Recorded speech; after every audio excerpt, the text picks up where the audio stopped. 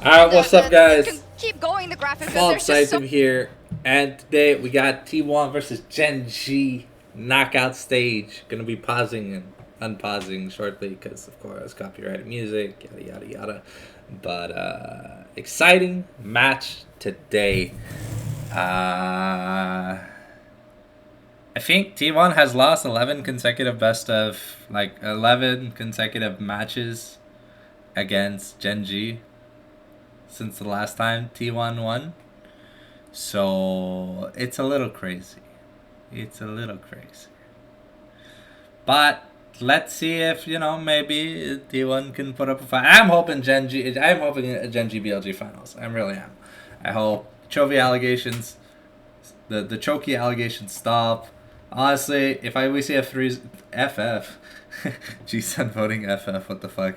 Anyways, we'll be back when the game starts. We're also getting to welcome our friend Andrew Vedius Day to the LCK, which is absolutely fantastic. Sorry, we're still at Worlds, aren't we? We're still at Worlds. Yeah. We've, of course, got a little bit of experience with this particular matchup, but there are a lot of very critical changes moving into this best of 5.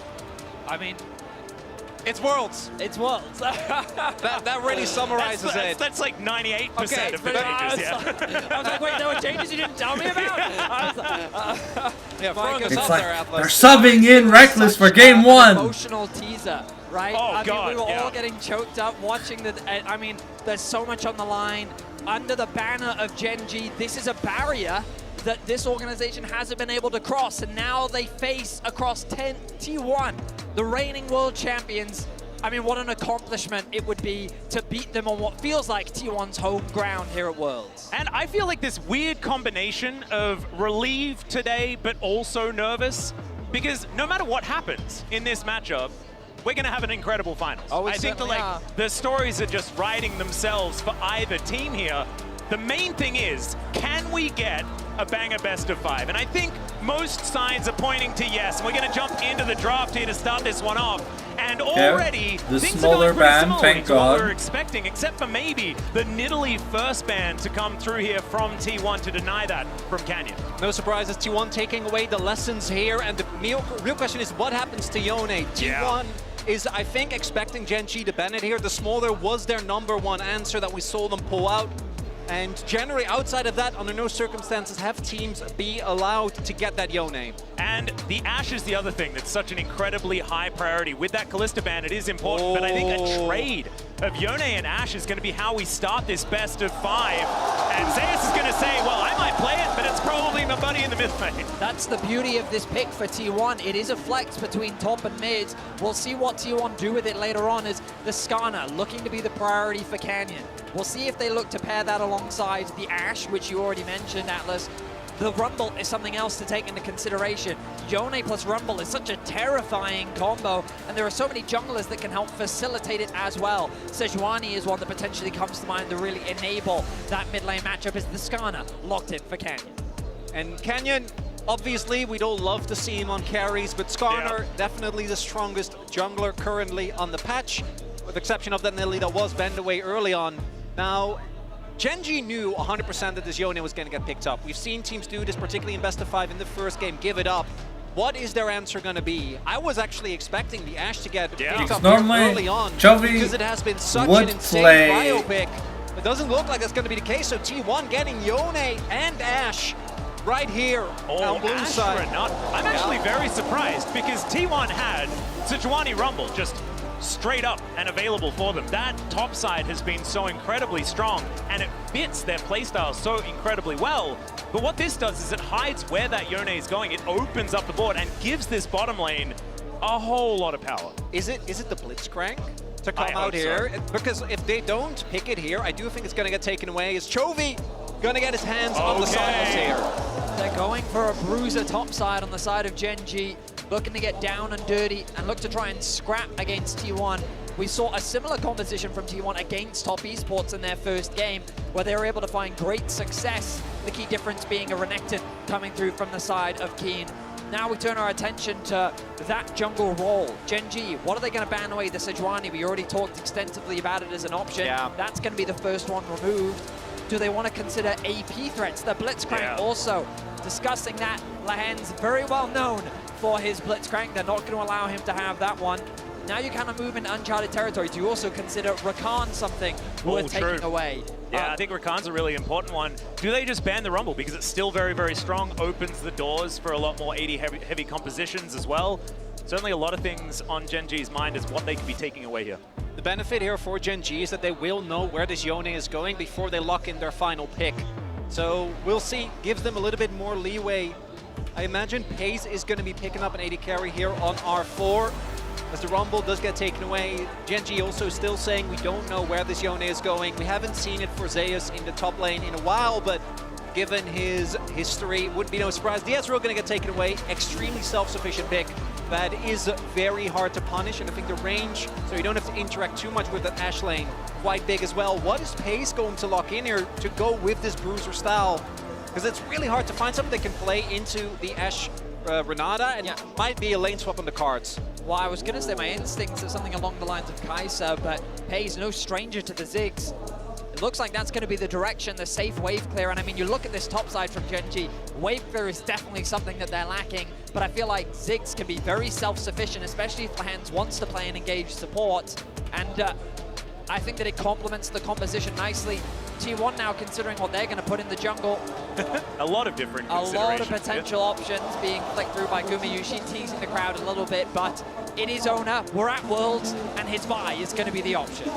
Gonna have to be that. Oh, the Gragas lock-in as well. Also kind of keeps things up in the air as far as where these two champions are going. Of course, Zeus is an incredible Gragas player just in general, so it's not likely to go to Faker, but he's played it a few times. Yeah, there was that random 3 weeks where everyone in the LCK was pranked into thinking Gragas mid was good. Because Faker was just winning on it, It wasn't. It was all a psych out. This used to be a really good matchup for specifically tank Gragas. With Grass, back when his sustain was a lot better, you could just completely stonewall the Renekton. He never really was able to get shoved. I do imagine, though, looking at the damage profile for T1, this is going to be the full AP variety, so maybe a little bit more carry or shutdown potential early on here for GenG, but they are really heavy on the AP, and that's something that I do think we have seen be a problem for them before. I mean, that's certainly true. The advantage is that Yone is a champion that very rarely builds things like the Merc Treads. He's very locked in his typical itemization build, along with the Gragas as well, who you kind of expect to go more towards that AP direction. I feel like that they should be fine. I think the biggest thing for GenG is being able to play through that first item spike. When you have this strong, skirmish-heavy topside in Renekton, Skarner, Sylas, you're going to be looking to fight around Herald, fight for those early dragons. You want to draw T1 into those early skirmishes before they have that opportunity to scale. And I think that it's going to be crucial for GenG to kind of force T1 into their game. Now that we also know for a fact that this Yone is going to Faker. Faker, not one of our top tier Yones, but Zeka, BDD, Chovy, all right ahead of him. So this is a big test for him as well. Being able to perform on this pick would really throw a wrench into, I think, the drafting plans for GenG. You would take a big gamble here with this Game 1 draft. And Faker has found success and had some iffy moments on that Yone just in general. We saw Xiaohu not really pass that test yesterday. We'll see whether Faker, our other veteran mid laner, as far as our semifinals matchups are concerned, is going to be able to handle it. I don't think the GOAT's going to struggle too much. I think it's about how both of these drafts are going to function when we actually get into some of these brawls. But ladies and gentlemen, it is almost the moment that you've been waiting for. Game number 1 in our second semifinal of Worlds 2024 to decide who is going to be meeting BLG in the final. Oh man, already just a little bit of a defensive start. Not going to have those insane level 1s like we did in Game 2 yesterday. The atmosphere is absolutely electric, and I think back to that spring final, the epic 5-game series that we had. Where did those 5 games come? I'm still actually confused about where they came from. It shouldn't have happened that way. I don't think we ever figured it out. It's a shame that we were robbed in summer of them meeting in the playoffs, and I'm hopeful, well, we've got them here at Worlds. We get to see this opportunity. Better late than never, eh, Betty? T1 now setting up for an invade, looking to potentially set up for a swap. All right, so I was saying that there might not be a swap, but there is. It is immediately spotted. Canyon's just going to move over to his blue side quadrant, so should be okay. Keen also going to be rotating immediately, getting the idea that there is going to be a potential lane swap in the air. Does make a fair bit of sense, but leaving a Ziggs in a bottom lane by himself is a recipe for plates. Well, that's the big thing. Ziggs is a champion that even in top lane, because of his passive, you actually do a decent amount even for all the resistances. And if you are in a bot lane, it's going to be even more pronounced. T1 though, looking at the setups here, Zeus actually did go for Grasp, same for the mid laners, but shouldn't come as a surprise there. There's been a lot of Grasp mids throughout the tournament, even seeing it on ranged champions like Smolters, and it looks like GenG is going to go for the variety where you do have Lahens just laning together with Chovy or Canyon, starting on the bot side, and looks like just the usual jungle split. Neither jungler able to steal away a camp. Traditional Asian lane to start swaps. things off here as Keen's just doing his Or best. world lane swap. Minions, of course, Gragas in a lane swap is pretty good at it. Teleport from Keen to get him towards that top side of the map. 3 versus 1 could be a little bit dangerous. Having hit level 2, I think he should be all right. It's actually really nice timing. As he arrives, the minion dies, and he immediately dinks too. So he got enough experience in bot to not be at quite a high risk of a dive. But even with that early attention being paid towards the mid lane, we do see Faker still doing fine. Bot side might be a dive setup here. Zeus is still fairly full health. All right, let's see whether they can actually make this one work. You can see the barrel has been charged. Doesn't do a whole lot of damage at this point. Level 2 for Zeus does have that body slam. Going to use it immediately onto Canyon. Already down to 50% as Lahens is trying to tank that turret for as long as possible. One more's going to do it, but Pays almost just straight up dead. And Canyon, 2 turret shots, has to flash. And Zeus says, not today, boys. Lahens looking for another option. He flashes the Zenith Blade. Lahens able to walk out of that one, but he's still going to have to flash as Faker comes down to make sure his top laner stays alive. A colossal blunder on the execution of the dive. Lahens can't connect the E. Lane swap dives have been so dog shit at this world. It's insane. And GenG, I think, should count themselves lucky. That could have gone way worse. Oh, yeah. The Canyon unintendedly getting the aggro there was the big thing. I think it might have been red buff. He clearly wasn't expecting it. They were looking for the redive. And that moment, bot time for Faker to TP towards the bottom lane. Only good thing for GenG is that did give Chovy a little bit of time while he still has a teleport available. But T1 going to be feeling great about that, trading just that flash on Zeus and a TP for multiple summoners from GenG. There were so many instances there where it was very awkward for Zeus because he was 1 minion off leveling up, but the cannon minion had aggro. Hang on a minute, a play. Yeah, Lahens Hex flashing in. Not going to find that Zenith Blade either. Good handshake from Carrier, and Keen taking so much damage. Lahens got to hit those if GenG is going to find some tempo back in this game. Wow, Gumayushi's Ash so prevalent, it even causes the screen to freeze. Yeah. Lahens 3 for 3 on misses when it comes to the Zenith Blade now.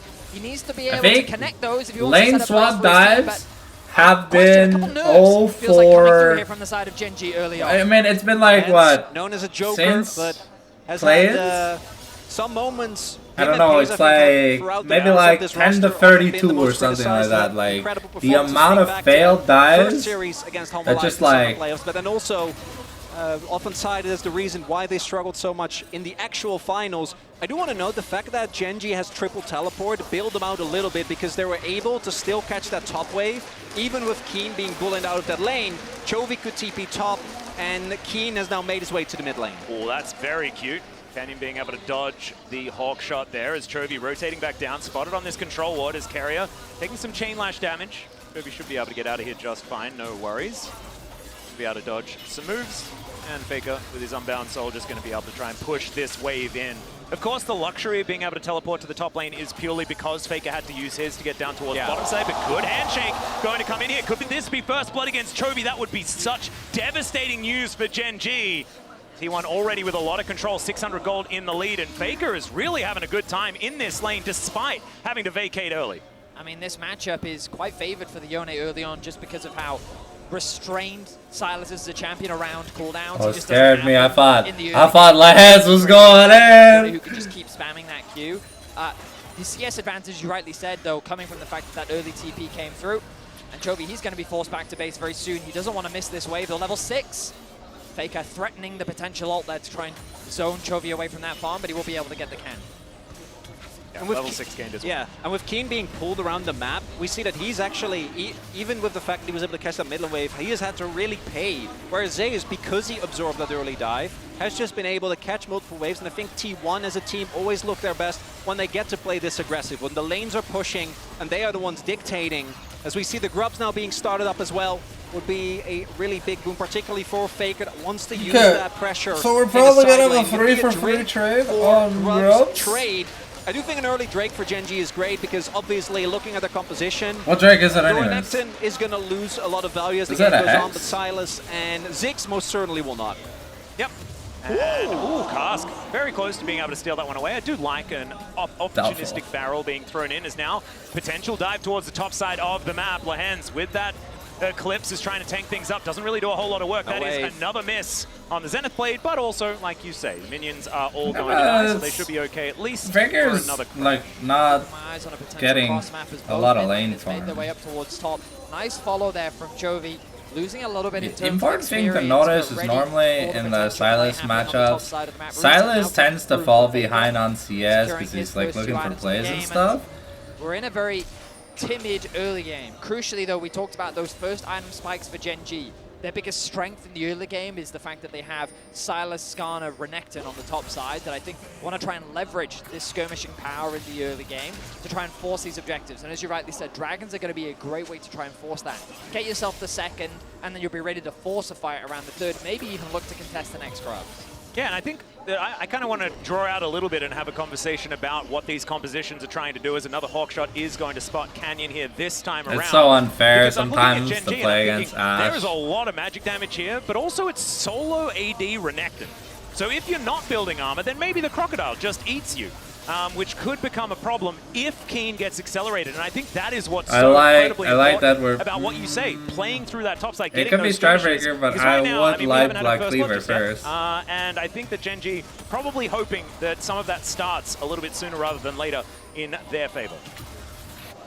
GenG I wonder have why. often taken this role in games against T1. It's also something that's important I to know. wonder why Chovy is And it's not intentionally until we really missing start to see turns his falling abduct or on more minions impactful that he objectives could use go over. Right? We're talking Petricide about Soul combo. Point, we're talking about 6 grubs, possible Herald, and the 6 grubs I think is attainable for T1. That alone is not going to be enough. There's a possible trap being set up here. Owner has that ultimate available, but instead, even if you don't actually get anything out of the play, like you're crashing this wave, you're getting the plates, and you're still putting GenG further behind. 2k gold lead key for difference I think T1 we're earlier. seeing in terms of impact in this early game is Carrier.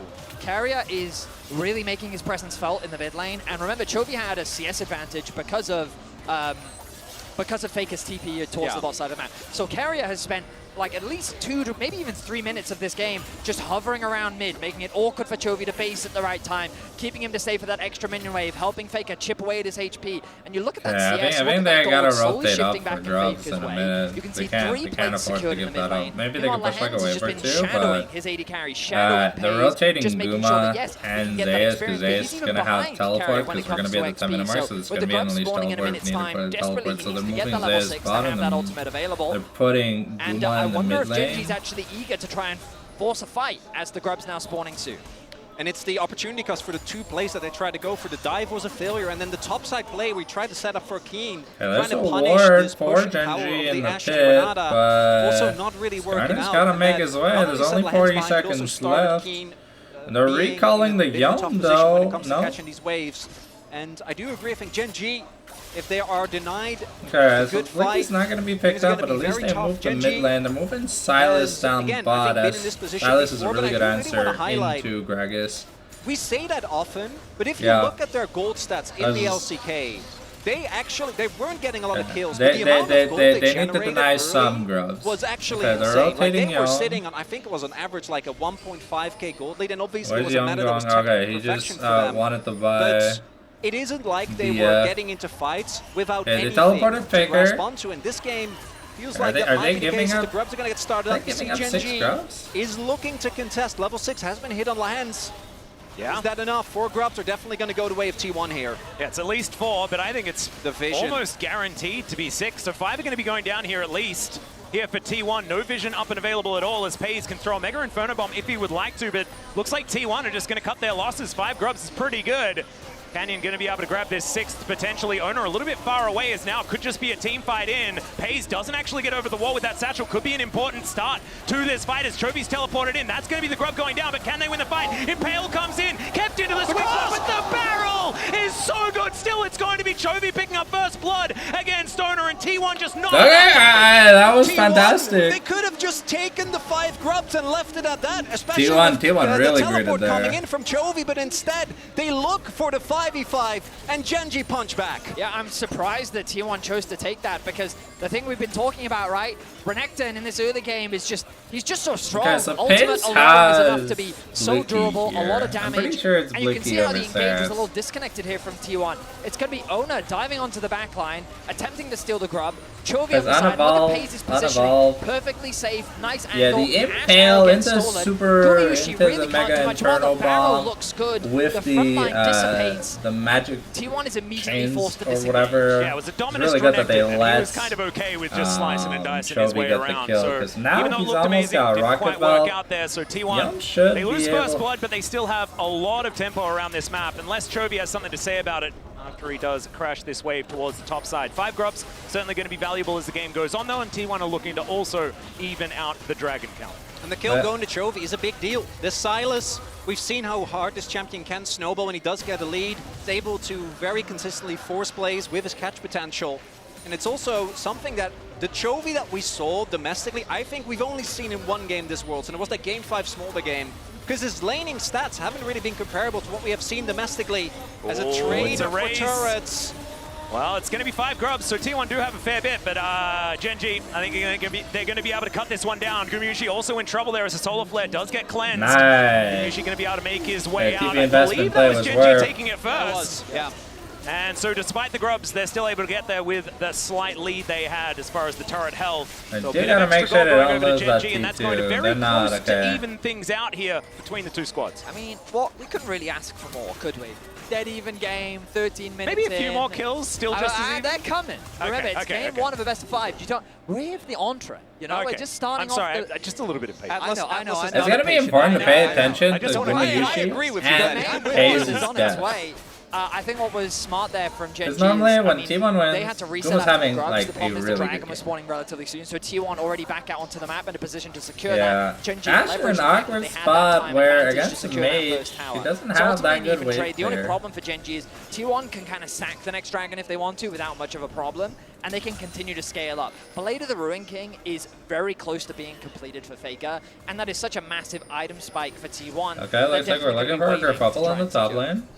Now Zayas pushing another wave towards this top lane and does have quite a few friends around. Looks like GenG did have a bit of information. Black Cleaver, as to who's coming. I'm really happy So about Canyon that, but I gonna think I be have to give up rotating this up. Pays also turret. their I Mega don't think they can Inferno fight in it. hand. Oh, wait, maybe. The siege could be a little bit dangerous. Good handshake for the disengage as Canyon looking for an opportunity. Might be able to get in there, throwing some rocks around as you can see.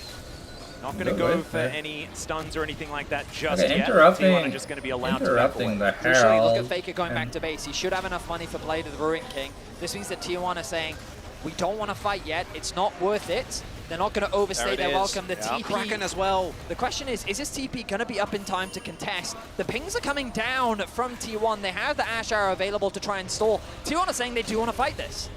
Looks like they're going for a great vision here with this ward, as you can see. So Ona completely on vision right now as Chovy with the Fate Sealed now stolen away or hijacked here as that's a solar flare. It's going to connect. Great Impale as well, and I think Area was there for a second, but now he is just gone. So the Herald goes to GenG. They'll take a kill as well, and now Chovy looking for more as Faker just going to pop back to his Soul Zayas. Just going to body slam his way out. GenG, they really are taking these skirmishes. GenG's target selection in these skirmishes That's has a been so guaranteed clean execute. every If single Pace time. just puts One member the- is getting blown up in a barrage of CC as Lahens is driving. Always scary, but this time it works out for the mid lane turret. Gonna get taken low. T1 is able to defend. Since Lahens got his license earlier in this tournament, he has definitely been driving. Yeah, Lahens' driver's license, bro. Crazy. We've Not seen a some K fan, things. you know, exactly. Very proud of him, though. What we saw there as well for GenG, and it's again, I think T1. This one a little bit more understandable. Figure on when him reminds GenG me of have the me on setup, you. This comp is so hard Missing to those engage on. CSs Disengage, at every and the opportunity. Skarner Okay, in they're particular, I looking think to is make really big another combo for play many top teams this lane. Worlds. And even with Paze, I think his they're flash was forced acknowledging in one of that- the earlier plays we saw. Didn't actually happen Okay. on screen. Paze will Maybe not when they think were of looking for the anything catch for on that. Guma, but he was positioning so safely. There was no way to get on top of the Ziggs. Well, now it's just Canyon and Chovy up here towards the top side of the map. 4 members of T1 in the area looking to try and push down this turret. They really want to take their second. to even out the map state as far as these structures, and a teleport to come They're in committing from the TP Pace just to from make Ziggs. sure that they don't lose it. Again, See, Renekton GenG gets are another playing turret. to their Okay, so advantage very GenG. strategically, because GenG are out T1, rotating T1, like, which is... the problem with the Herald was the timing. TP wasn't quite up for Faker. He needed Yeah, I to get think that base Faker's off. TP They was still like wanted to 2 try and seconds contest off rather than go for a cross map because the when bot tower they had started already to look for fallen. that So rather play. than play for something like mid, they got over ambitious and they weren't able to make it work. Then what they did was they kept the pressure up in mid. Show, So GenG like could Silas secure with that the mid lead tower. on They the kept Yone. Pace there. He had the TP available. He then goes back to base and then TP's top. So while this I Renekton is love free Pace hitting onto the bot tower, on Ziggs. uncontested. to I secure love that seeing him tower. on 80 They had the carries, Ziggs but like TP this top is to one then of the catch 80 wave carries and that I prevent the don't siege. mind. So This is T1 one is of the just APCs I don't losing mind him on the playing. map, while GenG is continuing to gain advantages. And I Yeah, like I know it's a lot of cloud people soul. have Hey, trouble, another cloud soul. Nice, liking my points. Ziggs compositions. Thank you. And I understand it's not exactly the Shelby, most Ash Arrow. interactive It's when it gonna comes go to early wide. game skirmishes and things But like that. they But got what the it scuttle does for to the a river, team and that I is mean, very Pace good at the at point playing where he around one-shots tempo the and wave. macro that they are So, already good at. one-shots the is wave just if it's not a basically a cheat code. Well, it's as you were saying, Vadi, because even if you do try to play for mid turret there, like Pace can just ult the wave. Correct, yeah. And GenG had so many of these Ziggs compositions, and it plays really well into their style, which is always trying to outtrade you. And now, what was a 1.5k gold deficit 5 minutes ago, T1's going to get this topside turret, so they're going to equalize it a little bit, but is still 1.5k gold for GenG and a second dragon on the way as well. Yeah, I mean, setup the as well. Gragas is Like, super GenG squishy. They give up this conceding that dragon. top side to get full vision coverage Okay, around this but bot hey, side of the map, there pushing is a Zeus T2 deep push. towards I his think tier 2 Ziggs tower, is- making this very difficult for Ziggs has- T1 to Ziggs all contest. has There it is. to live, right? And the Ziggs ultimate to slow down the siege. It's Yeah, Jovi comes on over, he's going to be able to clear it out as well. it's annoying. I mean, for it's T1. sad It's to win. so annoying That's because stupid Yordle! you're trying to cross map the best that you can, and it constantly gets interrupted. Well, Canyon looking for an opportunity here, but Zeus Got is it. just going to be able to take the red buff just fine. Okay. And so there is a win for T1, but they're going to have to do something to try and grab some control back in this game, because earlier on, T1 were in the laning phase able to get a lot of decent Because advantages. Yes, it wasn't translating here- into kills, here I but they were able to like- get some I extra money. like Of course, Gumayushi was very far ahead, Randuin's still on has, Skarner. I guess, a couple of games in the lead, Because but he was 20 CS up earlier Ash on. is a crit That has been evened champion. out. Vi has Sundered And Sky. this game state is all It's gonna Sundered come Sky, down to, well, I it says it think, just crits, where so team fights it means will finally technically the erupt auto attack when onto the these teams stop Skarner just will do a trading lot objectives less. everywhere, as Arrow is looking to connect handshake straight into it here. And I don't think this Leona is going to last very Jesus long. That Christ. is going to be T1's first kill. They're holding on to it as best they can. Faker delivered that one. Gumayushi says, you can have it, mate. Let's allow you to scale into this mid game. It was I think funny that's if crucial as well, Renata because Chovy had has that slight Aftershock, advantage she could over have Faker in maybe terms of taken the kill on itemization, that, so which would have been funneling a bit of hilarious. gold over towards Interesting Faker to makes see him Ash stronger go in the Dragon side Slayer, lane, but I mean gets there is a closer to Renekton that and a Stride Breaker Skarner to burn completion. through, so Baron spawning I around would like to 45. see I a don't Blade think of that's the going to be a King on major Ash, point of though, contention this as early on, it is but a it thing adds that that extra allows sense her of to pressure. We shred know tanks T1's without Barons are famous getting for both hit positive by the and negative mitigation. reasons. There's been a fluctuation throughout the years, yeah. But I think at this World Championship, their Barons have been very good overall, and I think it's something that GenG will have to keep track of, especially after their experience against FlyQuest. Well, Canyon, he's dashing on over. Faker, able to dash back whenever he would like to, but straight into the Impale! Another Solar Flare's going to lock down Faker, and he is likely to die. The bailout not going to work in Chovy. Yeah, he stopwatches, but now he's looking for even more. Zeus not going to get stunned up here, as Kane didn't have that off cooldown just yet, and Chovy is still smelling blood in the air. Carrier able to walk his way out, but it's another skirmish win for GenG. What is GenG going to do with this? Faker does have his TP available. It is very early, and I do agree. I don't think they can actually do this. Their damage to Baron, not nearly to what T1 would have, but it's a win when it comes to the immediate play. That's still TP invested, though, and much like the kill on Lahens, it's nice, but if they get like 2 more kills, you can probably look towards more. Instead, it's going to be TP for a kill. Gold going over to Canyon, who finally, I was going to mention, gets his first Heartsteel stacks. There you 20 go. minutes into the game. Yeah, in these will stressful games, it I kind will of feels bad. I will say that I feel that GenG started off this game nervous. I felt like that there were some, like the sense of pressure, the atmosphere, the arena while it is excited for the So you matchup got in and of itself, there's Hydrophage. definitely more T1 fans here than GenG, Oh, and sorry, we saw some of that in the Phage. execution. But now the game's slowed down a little bit, they were able to kind of play out the map. You can see the difference in confidence level, and the TP execution was the typical I mean, GenG the two that we're items used on to seeing. Skarner is Really nice huge. collapse This from them. They Ashe did lose doesn't the really mid have tower, much but damage ultimately right now. GenG playing with a lot of control and confidence on the map. Their side lane setups are nice, their vision control is good, and now again around the Baron they're We're gonna have suffocating. to see if The good Chovy news finishes. for T1 is that, as you already said, Chronicler, they don't have a fast Baron. So T1, even if this Baron does start, will have plenty of time to react, even if there's not that much vision, thanks to Ashe as well. I think it's actually so interesting talking about lopsided crowds in this matchup especially, because GenG are exceptionally used Yeah, the to Renekton's and going not the just Bruiser out. GenG. It makes sense. You look at all of The these Lord players just in smell general. really King, has important. he ever had Kinda a matchup where he's favored over the lowers last the 7 damage years? output I of don't all three quite remember ED when he won his champions first on the LCK side title of only T1. very recently. Chovy going to be fighting against Faker here, but I don't think there's going to be any big result, although good trade there for Faker. Chovy and Lehens got smashed by T1 in their very first final that they made it to, so they're used to it over quite a few years, and Canyon was the first one to figure out how to actually do it. Going more of like a tank and then route for became the world Gragas. champion. A little So interesting. getting over that hurdle has been very important for all of these players. Yeah, T1 I mean, always is has the only source of home magic, crowd only advantage. real source of Feels magic like damage on the team? So one of the things that they are I going to really mean, struggle with, though, particularly with they don't Zeus, really I have to think, build kinda much going, armor. Like you know, those merc partially treads are gonna put in partially so tank. much where But it even could be he is going not gonna be like that beefy. pseudo tank If you Gragas, lose because I think he's control going of like the map with Thimble this Intersecond or composition, whatever you do to have try and the keep ability up with to the contest Renekton vision who's just 'cause building you have the Bruiser Ashe, but tanky.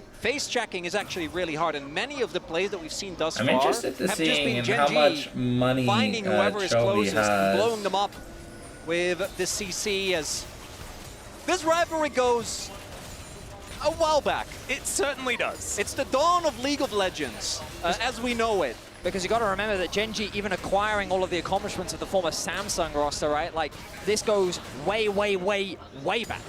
Yeah, and Back there when were there were multiple sister teams. Exactly, that's what I'm saying. There were multiple SKTs in the league, multiple Samsung Galaxies in the league as well.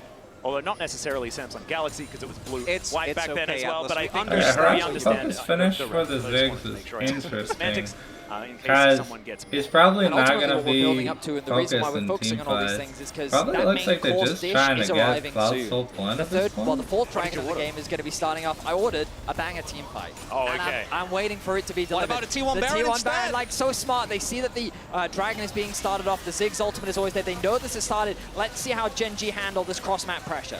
Yep, it's Chovy that's going to make his way over there first, spotted by a T1 ward, as we can see. And there's the Mega Inferno Bomb, just to guarantee that they know exactly what's going on. Teleport comes in, and yeah, there is no smite anywhere near this pit. Chovy, can you actually stop something from happening here? Is it going to be Ona that locks this one down? Ulti from Faker finds two. He's out of there immediately. Keen's able to try and chop them up. And there goes Ona, but they'll trade that any day of the week. They have the Baron buff as carrier, able to get the handshake beautifully. His position amazing. As Lehens is in so much trouble, Zay's going to pick it up with a body slam, and Paze is slowed down as well. They're being separated and destroyed as T1 just dance on GenG. The main course has delivered as T1 smartly start off the Baron as GenG tried to start the Dragon. They forced GenG into this now we very have the difficult Hourglass for situation Chovy. that they just couldn't answer. As we look here, Chovy, I imagine his job is to stall for the rest of his team to arrive, but he steps too far forward. He stays alive for a lot longer than we were expecting, but it doesn't matter. That's such a big source of damage gone. And then you see, with Zeus threatening the backline, GenG doesn't actually have any damage. Like, Keen is trying, Kenyon's trying, but it's a Skarner. And Yeah, well, that's Horizon focus. The resources are divided. If you're not on two like fronts with rocking Zeus, the putting focus that on the pressure champion mid you're lane. hitting or Meanwhile, whatever, Ashe is such an annoying champion for Renekton to deal with. We talked about the scaling elements, and you're starting to see them come to fruition. The first major lead of the game, while it's not represented in the gold, goes to T1. The soul point did go to GenG, and that's something that they are going to try and hold on to. What can T1 get with this Baron? Bot side push is going to come through, but do remember, as long as Pace is in the lane, the wave clear is still going to be very annoying to deal with. Yeah, especially when there's side lanes that are sort of pushing naturally towards GenG. You can tidy those up pretty comfortably. Right now, GenG doing a decent job being able to remove these minions. 5 Grubs and Baron, though. It's going to be very, very difficult to stop T1 from taking these tier 2 turrets. is going to be their option, as now Chovy up here towards the top side of the map, fighting off against Faker, who's happy to go underneath this turret. It's so much damage. Well, so Coming on through, and so Chovy is going to be okay, but this does not bode well. Party cast? No, it wasn't. this is why I was a little surprised by the Silas pick, because you kind of don't beat Yone in lane, and then you don't really beat him in a side lane either. There's this sweet spot in the mid game where you can maybe get advantages just because your skirmishing power is stronger, but right now Chovy's struggling to match that of Faker in the side, and T1 putting pressure everywhere. Tier 2 towers secured in top lane. They've transitioned over to mid. Now they have another wave. Look at the 80 carries. They're both depthless right now. That tower's going to fall. T1 are going to get a lot of GenG turrets in game off one, this play. slowly losing more and more control over the game. 3K gold lead now for T1, even though the first minute or so the Baron, they weren't able to find anything. It's the setup afterwards. This team has perfected these Baron plays. Canyon! Going to connect. Canyon delivered. He finds an Impale, but he has no friends. The inner turret goes down. Hostile takeover to deliver Lehens, as Keen with the dominance just trying to distract him. In goes Lehens, trying to take them away from his inhibitor turret. So he's going to be There's no mana. Finn needs and mana. that's going to be a kill going over to Gumayushi. Only needed to invest a cleanse, and there are only What's inhibitor GenG turrets doing, left man? for Holy GenG. shit. And Okay. T1 watch GenG walk into their depths again and again and say thank you very much. The inhibitors stand, but the gold lead keeps growing. And Faker just toying with them here on this bottom side of the map. Man, it really just feels like a big swing back. So much it was give and take in this game, but now T1 are just saying that they're going to have it all. The pick potential of this Just had roster no was mana, something we didn't get to talk a lot throws in a about, few but you can spells. see it clear as day. The Ash Arrow into the Gragas ultimate makes it so difficult to protect the target that gets locked down. Lehen's doing what he can to try and catch Gumayushi out, but it's just not enough. And the game is quickly snowballing in favor of T1. It looks like we've got a series. T1 is here to play. Len's not feeling too happy about it. You can see the GOAT as well, not celebrating yet. This is game one. 5,000 gold. Faker knows. Faker knows. T1. He's been in these situations many times before. Like, the rest of the where like you win game one and then you get 3-0'd. These lanes are concerned. You GenG like- back out onto the map now, trying to steal away this blue buff, and they will be able to do so. Okay. Notice on the map, though, that Faker's pushing out the top wave. Mid has kind of been sacrificed. No one is actually in a position to catch it. Carrier is the one there to try and hold the wave. Cloud Goom is Soul going to have to go will the long really way around. help. They've gotten push in bot, which means that Chovy's going to go and answer, but ultimately the river has been conceded. GenG have purchased over that area of the map, while Faker's remaining top has the TP available. Let's see how this one plays out. Yeah, playing the side lanes very well is Faker, as we can see, going to immediately teleport into the mid lane as that wave crashes forward. Keen, he's got his teleport up as well, but he's going to be behind the play just a little bit. There's now Carrier looking for that opportunity. Hostile takeover, 2 seconds. Now it's back up and available. T1 are ready to fight. GenG can choose to give this up. T1 only have a single dragon, but it looks like they don't want to give him the opportunity, maybe feeling like in the late game they can't match. GenG gonna try and go for a Hail Mary here. Yep, Chovy's got a cask at the ready. It is going to be Ona denying that soul, and now T1 starting off the fight. Can GenG actually find an angle as hostile takeover comes in? Carrier, he's tried to bail himself out, and it's going to work for now. The Impale is good. They take down Carrier, but can they deal with the carries? That's the question. Chovy starting to pop up, and so is Gumayushi. Chovy's cut down. More arrows into his back, and he knows that it's done. Flashing. All right. We need Pace on an 80 carry. We need Pace on an 80 carry. Oh my, 8 games in a row, I guess, gentlemen. We need Pace on an 80 carry. I mean, Ziggs is cool, but like T1 did this last series, I think against GenG, where like they took the Ziggs away and Pace was on an 80 carry, and it just like didn't matter at the end of the day. I want to see Pace on an 80 carry for game 2. We'll be back with game number 2.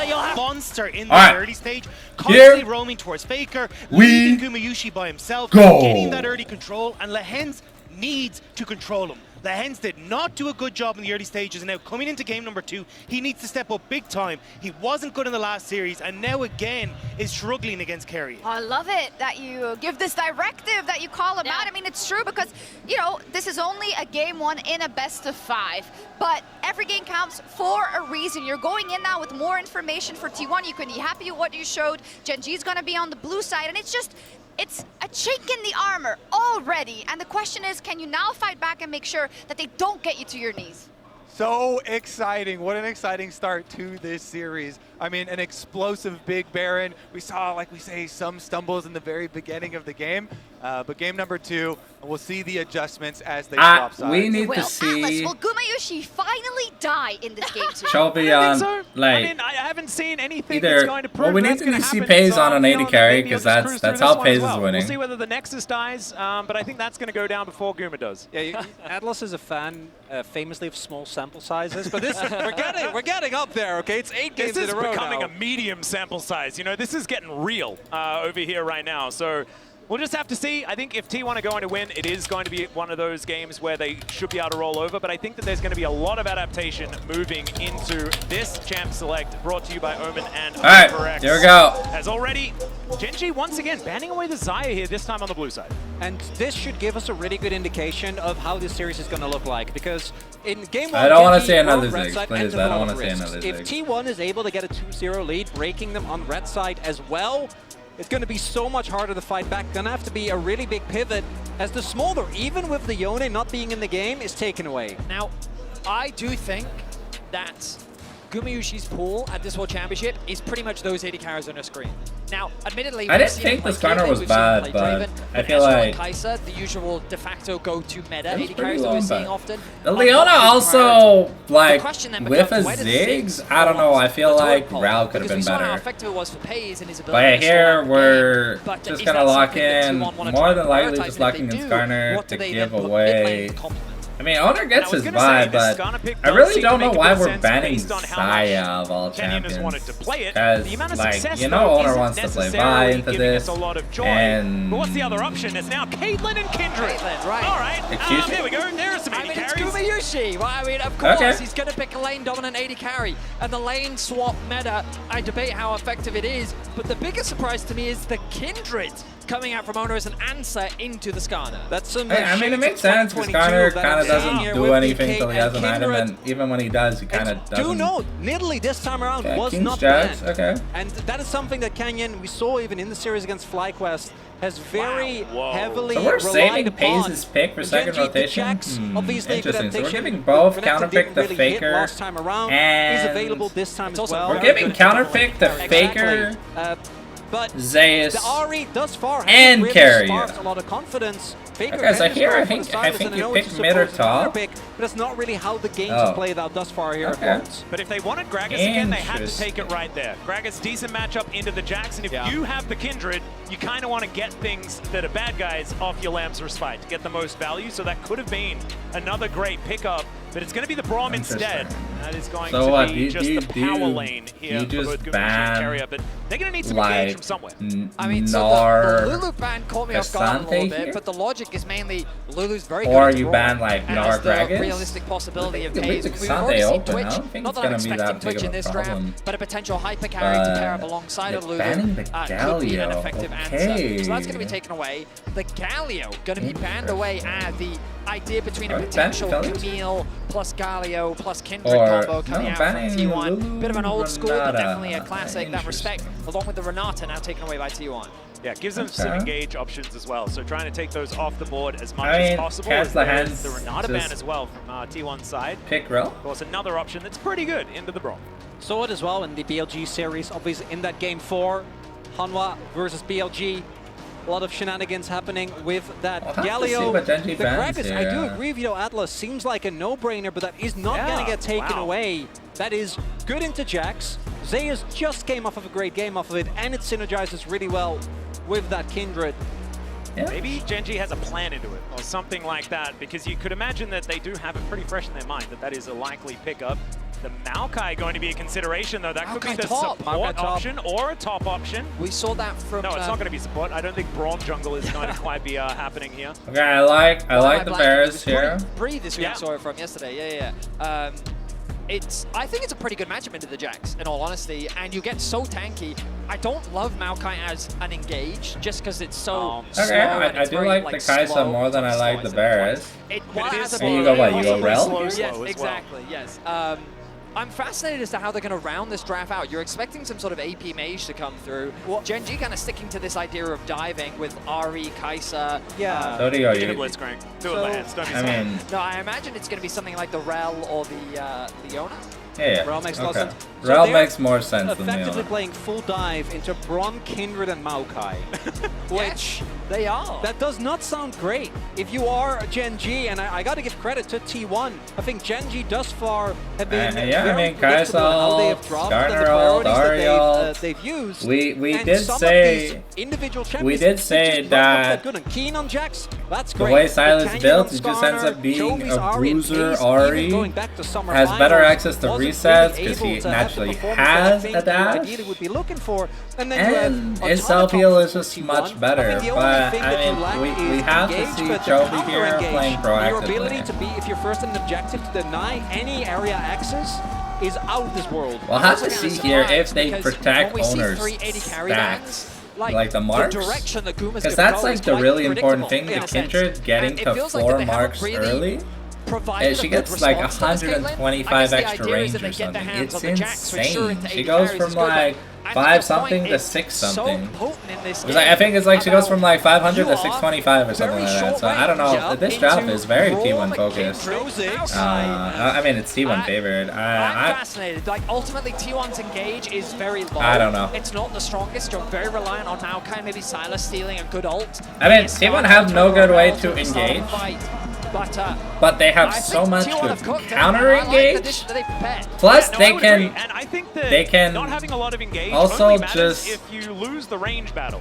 But I think they have a okay, better starter in ult. that That's regard. true. When that's sort of Not that it's is gonna do one much of the damage or concerns. whatever, When you can but- throw saplings around to get as much information as possible. I mean, Zayas should be able to just face check anything that he would like later However, in the game. it because he's does going to be kind a of walking lock fortress. Faker from using I abilities. think that once again, T1 are coming That's out of the a one draft thing you have to looking understand really, about really the good. impact. This So time it's on Skarner the can right use his side. W, GenG Faker won't be able to use fans might anything need to else. start getting nervous. Okay. Unless they can find some angles, but it is now time to get onto the rift and see whether they can put their money where their mouth is as we jump into game 2. The other thing is zone control. Caitlyn traps, Maokai Oh, yeah. saplings, as you highlighted. You said that Zayas could pretty much face check into anyone, right? Because, you know, he's Maokai, he's a tank, he can also use his saplings, a lot of safety. Good luck face checking into Braum Caitlyn.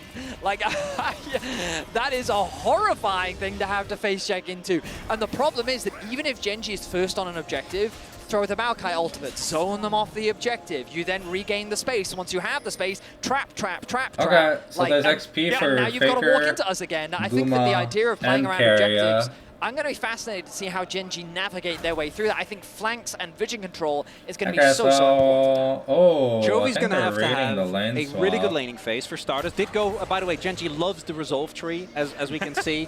I mean, Chovy just loves grass. He does love grass. It's just another like thing that he can access some dopamine from. Yeah, you know? and so Chovy needs to do a good job. I also think that Keen, if he does get his matchup, should be able to get the shove. But the problem is you don't really want to 2v2 as Kai'Sa Rel into Decayed Braum. So you're incentivized to lane swap so that your bot lane can survive, but also you kind of want the Jax to match the Maokai, because Maokai early doesn't really get to do a whole lot.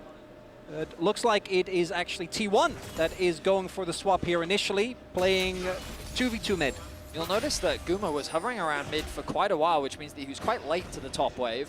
On top of that, Zayas was denied from farm on the bot side of the map. So already this lane swap isn't ideal, optimal for the way in which T1 is setting themselves up for success. Carrier has been hovering around mid. When He's they going to get put level the 2 very Caitlyn quickly. against He's the already on his turret transition that over to the bot has lane, a knowing that, million hey, if I get armor. one more minion, I'll level over. That's fine. I don't need to take any more XP away from Faker. Jungler pathing topside, those kind of you'd expect. Oh no, which means that the threat of the Braum's dive here. is coming. Yep, Keria is going to get stunned up here by Lehens as he makes his way in. Level 2 only. Level 1 for Keria. He's burning down. He's dead. That is going to be first blood going over to Canyon, and they'll take some plates to boot because Zayas now finds himself in a whole lot of trouble. Might have a twisted advance to try and outplay some stuff. That Arcane Smash was pretty good, or the Bramble Smash as it's known now. As Canyon underneath this turret has to flash. He's able to dodge the turret shot as a couple more autos are needed. It's Pacer locks it down, almost dies, and somehow they navigate the dive. Game number 1, the dive of disaster. Game number 2 puts GenG back on the right track. A kill for Pace and so many resources for T1 going to waste. I mean, that was perfect execution from GenG. They punish the rotation from Carrier, they get him before he gets level 2, and then they manage the tower aggro phenomenally. This is the GenG we were expecting. And this is exactly the GenG that we need to see in this game if we want it to get to a best of 3. Which Really? we do. They have to start early if they want to get some of these advantages. You already said that the script is written for how fights are going to go later on in the game, and it's not very fun if you're not on T1. So GenG, they have to be able to snowball this forward to see what they can do, because it's not over yet. They need to get more leads. Canyon is quite far behind in terms of camps, is the biggest downside for GenG. Okay. You'll notice that The he's only Honor managed got to get his through first his mark. monster. Oh, flash once again from Carrier. I say again, I mean, he didn't get a chance to flash earlier, but Canyon putting pressure down, I should say, onto Carrier once again, as Faker going to be zoned away from what farm he can. He's doing a pretty good job so far in the mid lane matchup, but at the bottom of your screen, it's a suave shade of blue. It is indeed. GenG finding a bunch of advantages. Excellent use of the word suave as well. Speaking of which, so was that just escape from Canyon. Decides, nope, I would prefer not to do this. Canyon, one of the most often heard pieces of criticism for this player, which also ties into his strength, which is mid to late game impact and carry performances, is that he's not doing enough. I think this game he's overcompensating a little bit. Still sitting at 16 CS, but because of the early kill, once he picks up his camps that are going to be a decent level, should be able to very quickly catch back up in experience. And when it comes to the gold, he is still doing fine. Now, this early gold lead for GenG, a necessity, but good to see nonetheless. Because with how game number 1 played out, it felt like GenG was on track for what we've seen them do so many times, and T1 really threw them off. And I will draw attention to our viewers who aren't as familiar with our format. Sorry, overlay, I should say. You can keep track of the kindred stacks on the right-hand side of your screen. You can see that underneath the flash, and same for any of the stacking champions, which we don't have in this game. But, yeah, Smolder was banned. Yeah. Owner actually doing a decent job if we're going to compare Kindred performances that we've seen this Worlds. I think he is currently 13 minutes earlier on his first mark, which is pretty cool. Yeah, not bad. And not didn't even need that to win the game. So that says something. Marks are overrated. Yeah, we are really snowballing on the marks. If he keeps this one up, it could be Relatively completely speaking. ridiculous. Yeah, exactly. Now, Pays has transitioned to the top side of the Rift. Guma's actually been moved over to mid. Zeus does not have the TP available. Faker has TP'd to top. I wonder if T1 is going to try and contest these grubs, but Faker setting up a trap. Yeah. You've got Owner moving on over as well. Does get seen on that control ward, but finally Pays gets that information. Has to use the ulti. Chains don't land because the flash has to come out, and Pays is going to help now with these grubs. But that is not a lot of extra power here for GenG. Losing that flash, really important. Pays staying alive is crucial there. Otherwise, if they get that kill, T1 can then immediately collapse. You saw the rest of the members actually making their way over, but instead it's a big win for GenG. They get the grubs, and as mentioned, the Mamba is always going to have a lot of impact as Faker. Yeah, could be in some trouble here as Lahan's moving on over, finds a shattering strike. Ulti available here as Faker decides to go down, but Canyon's there to meet him. Faker now trying to change positions, but the plasma is stacked, and Pays is going to get some revenge. And Lahan's to reposition there to deny the ability for Faker to ult out with that Kai'Sa ult. And on top of that, Canyon using his E, not onto Faker, but in his flash path, meaning that he had nowhere to go. Nice collapse from GenG, and they funnel that kill onto Pays, crucially to get him further and further ahead. Caitlyn hasn't really 2-0-0 gotten now much for the Kai'Sa, momentum from an this 800 pick, gold but I mean, lead it's for him. Gumayushi's And Kai'Sa, GenG Caitlyn. came out the gate swinging here in game At 2. least T1's getting at least a play. That Cole is ticking away. Yeah. Gonna even further bolster the gold lead. And the biggest difference here has, I think, very clearly been Lahenza's impact in game 1 versus game 2. And then the inverse, Carrier on the Braum. It's just not really the same type of champion. Lahan's possibly looking for a little bit more here, but only level 4, as is Carrier. The 80 carries that now actually have some levels in them, as we can see here. Some Berserker's Greaves done for Gumayushi. It's a bit of a battle towards the bottom side of the map. Zeus could be in trouble. Canyon, once again, just lawnmowering his way over. Owner going to get caught by the brambles. Actually not. because of course there's Aces. I'm getting confused. Should be a jungler that has that ability. Keen jumping back though. I don't know about that one, but he has the counter-strike. Zeus now looking for an opportunity here, but Keen looks like he's out. Canyon now the one moving forward, but Owner is continuing these autos. The Dance of Arrows can get him in range as they get the Bramble Smash to slow Canyon down. Impale's going to be dodged beautifully. Counter-strike for the stun. Canyon on about 1 health, and Owner cannot dive the turret. Not even close. Canyon holds onto his flash and makes sure that he keeps that summoner available, but what an almost turn from T1. There seemed to be a bit of indecision on the side of GenG about whether or not they wanted to commit to the play. But then when they finally decided to, Ono was like, all right, fine, let's take this 2 versus 2, and you saw the power of the Kindred early on in the skirmishes. No kill ends up dropping for either side, and Keen's able to catch this massive top wave as well. In the picture-in-picture, also, we were distracted by what was happening, but Chovy actually forced Faker's flash. I imagine went for an offensive ult play, got that summoner out, and that does mean that T1 for a possible contest on these grubs. Trying to deny the Jack 6 grubs, definitely something that you want to do, but 2 crucial summoners now no longer going to be available. Keen also had to invest his flash. We got a minute left. But Canyon still has his. Yep. And one thing I want to draw everyone's attention to is the fact is something that we've spoken about earlier. It's a 2,000 gold lead here for GenG. It has to be. The way team fights are going to work later in the game should be able to favor T1 if they don't fall too far behind.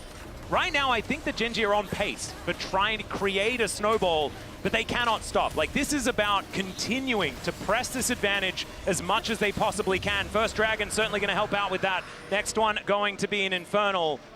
And GenG just have to keep their foot on the gas. I mean, I think it's important to realize that kind of on paper, GenG's comp is easier to execute. Yeah, getting a second marker is going to be important. Go in and engage. Kill. Yeah, exactly. So T1 in the fights, we talked about all these tools that they have, but execution is key.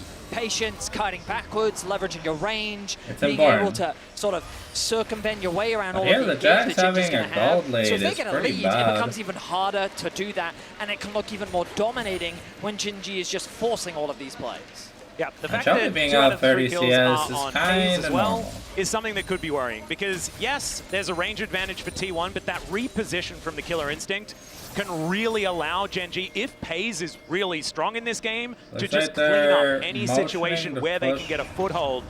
So things could go from bad to worse very, very quickly. That's getting ahead of ourselves, though. Let's have a look at how this mid-game is going to unfold. As already Canyon getting to work, trying to lock down 6 of these grubs. On Vision right now, but we can see there's Kindred in the bottom lane, so it's not likely that a contest is going to work out. And this all comes from Chovy's prio in mid. This time around actually is able to have that very oppressive laning phase, and Faker just has to catch the wave, so I think T1 make the right call.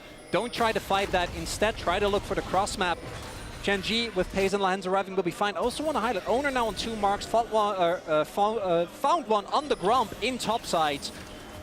But Owner, who I think was by far the most consistent member of T1 in summer, had a little bit of a dip in playoffs, but then has been exceptional worlds again. When you think of his best champions, they're champions with really high impact, but not necessarily the carries, right? It's the Vi moments, it's the Rel from last year. Yeah, I don't know if I've ever seen back a very long way, right? It was when he was making his names on picks like Graves that you really remember him being able to carry from the jungle role. It's not something he's a stranger to.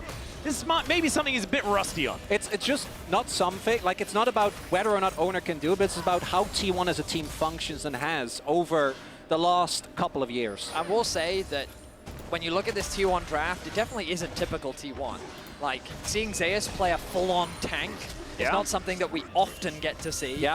Carrier, I always think of his supports as, I mean, he's the flashy playmaker. When he's on Braum, we remember it, but not with a great look in our eye, you know? So I will say that, like, this T1 composition is definitely a bit of a difference from what we normally see from them. And while we didn't see the best version of GenG in Game 1, you have to wonder if T1 also trying something different out on the red side to see if they can catch GenG off guard. So far in the early game, GenG have been outperforming them in terms of the lane swap and punishing them on the side lanes. We'll see how things transition as we get into the mid game and these objectives become more important. We just move the Kai'Sa in the mid lane. Positioning going to be extremely important, and the way Owner plays around the rest of his team to try and maximize these marks. Shun got to 4 stacks of the Kindred mark at 28 minutes and 42 seconds. See whether Owner can get a little bit higher than that because it's the next few that are going to be the most important. Of course, remember guys, 4 stacks on your Kindred marks. That's when you get the big old range boost and you're feeling really good about it. But GenG right now utilizing 6 grubs to smash down this turret. It's not a race this time.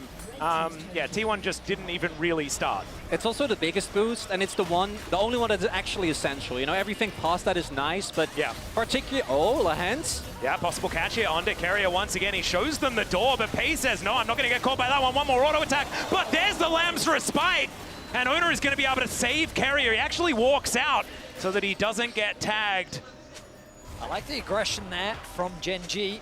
Carrier, thanks to Owner's ultimate, is able to get him away to safety, but Carrier very close to losing his life, and you can see how much control GenG have over the map. That bottom side is just littered with wards, and it just goes to show the way in which they set up the pressure onto bot. They had control over mid, transition that priority, and then they converted it into an easy objective setup. All of the early game objectives have gone the way of GenG, and now they return their bot lane to mid, ready for the Rift Herald.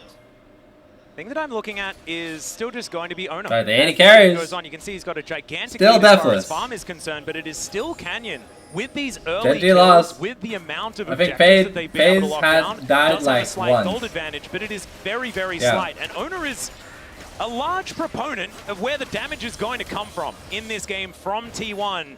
And as that range increases, his lethality will increase as well. Not the stat, just in general. It's an awkward word to use in League of Legends. I apologize, but that's going to be Rift Herald going on over to GenG as well. A monopoly on these objectives so far in this game as Carrier's flashing on over. Lahens could be in trouble. Shattering Strike going to hold him in place as Faker wants to be able to get a piece of this. He's not going to get the kill. That's going to go to Owner as T1 do manage to get their first kill of the game. Really nicely done there by T1. So GenG started up the Herald as a hold that fought. We might have a collapse imminent here. Yeah, you've got Zeus throwing down the Nature's Grasp, looking to try and catch them in place, but GenG, they just exit.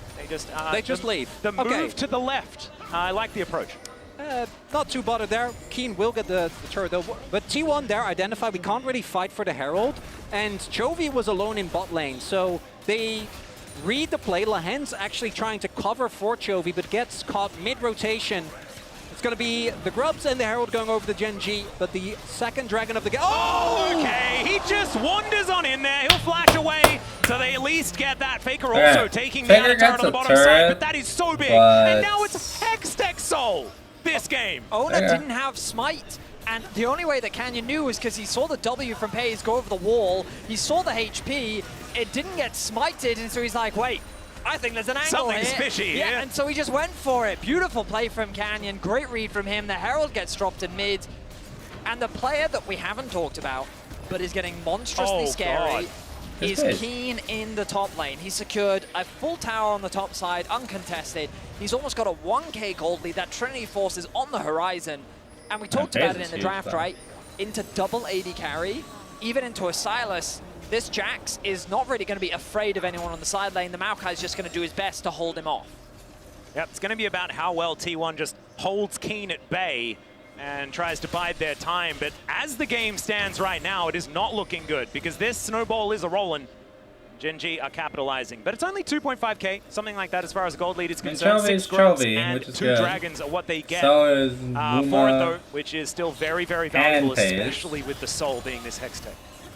In game number 1, T1 found the one win the way of the Baron Call, and it was a weird moment because it felt like GenG was aware of it, yet still underestimated it. It brought them back in the game, and I think they're going to need a similar moment here because, as mentioned, this composition is really going to struggle as long as GenG has that map control. GenG is now the one that keeps shoving out the waves, keep having Prio on the vision, and it is quite hard for T1 to find a good snap engage. I mean, Owner's doing a great once job you actually get on top of them, keeping but you up don't in have something CS, like the Rel, like the Leona, like the turret Vi goal to really start off a team from the fight Jax when is gonna GenG start is to ready. hurt. Well, Plus, we there's talked 6 about drops, how 2 dragons, GenG, if and they a start off herald. an Like, objective, T1 T1 have actually to have a lot start of ways to fighting. gain access onto the objective, even if They can don't afford have to the give best up engage, one more simply objective, due to so the that's fact that they like have a about Caitlyn plus the 8 or Maokai 9 ultimate. minutes But that they have ideally, they're on the left on objective the first. give They up have clock. position with the Caitlyn traps. They're forcing the enemy to face check into their Braum, into their saplings, but T1 are never being given that opportunity thanks to how well GenG is snowballing this early game. They have a 3k gold lead.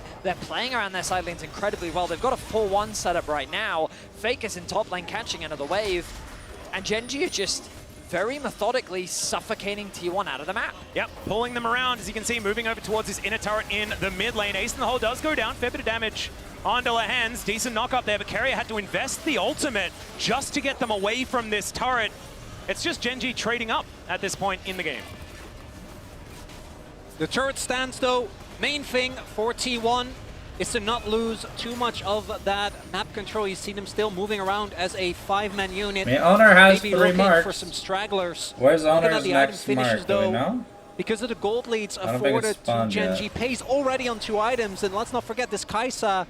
That It's guy's only going to gets get worse spawned? from free items onwards. When you get your revolves, when you're able to be a threat both as Yeah, a poke champion as the well W as evolve. when you dive into the See, back look, line. As I you think she, mentioned, yeah, Betty, it's I 30 actually think there's a small Nash's window is where the 70, Maokai's like tanky whatever, enough to and kind the of deal with Infernal the actually Jax. kind of Sure, helps but the once break one, Triforce but is it done, doesn't really matter. it gets 'cause a whole it's lot harder. It's systemically And in a counted. team fight, he'll be able to, but in the side lane, getting to match is going to be very, very hard. And we need to talk about our Mercedes-Benz features matchup. You mentioned it And I already mean, on the it's pace side, but Leandro's on the Gumayushi Ari, is so about to they- hit that trough. This is where he's going to have to dig deep and make sure They it have continues a really good on that Baron. streak of his, because Infinity Edge is necessary. That 2-item spike, it feels better than it used to, but definitely wants 3 items, 4 items, needs armor penetration, Infinity Edge, and then he feels a whole lot better.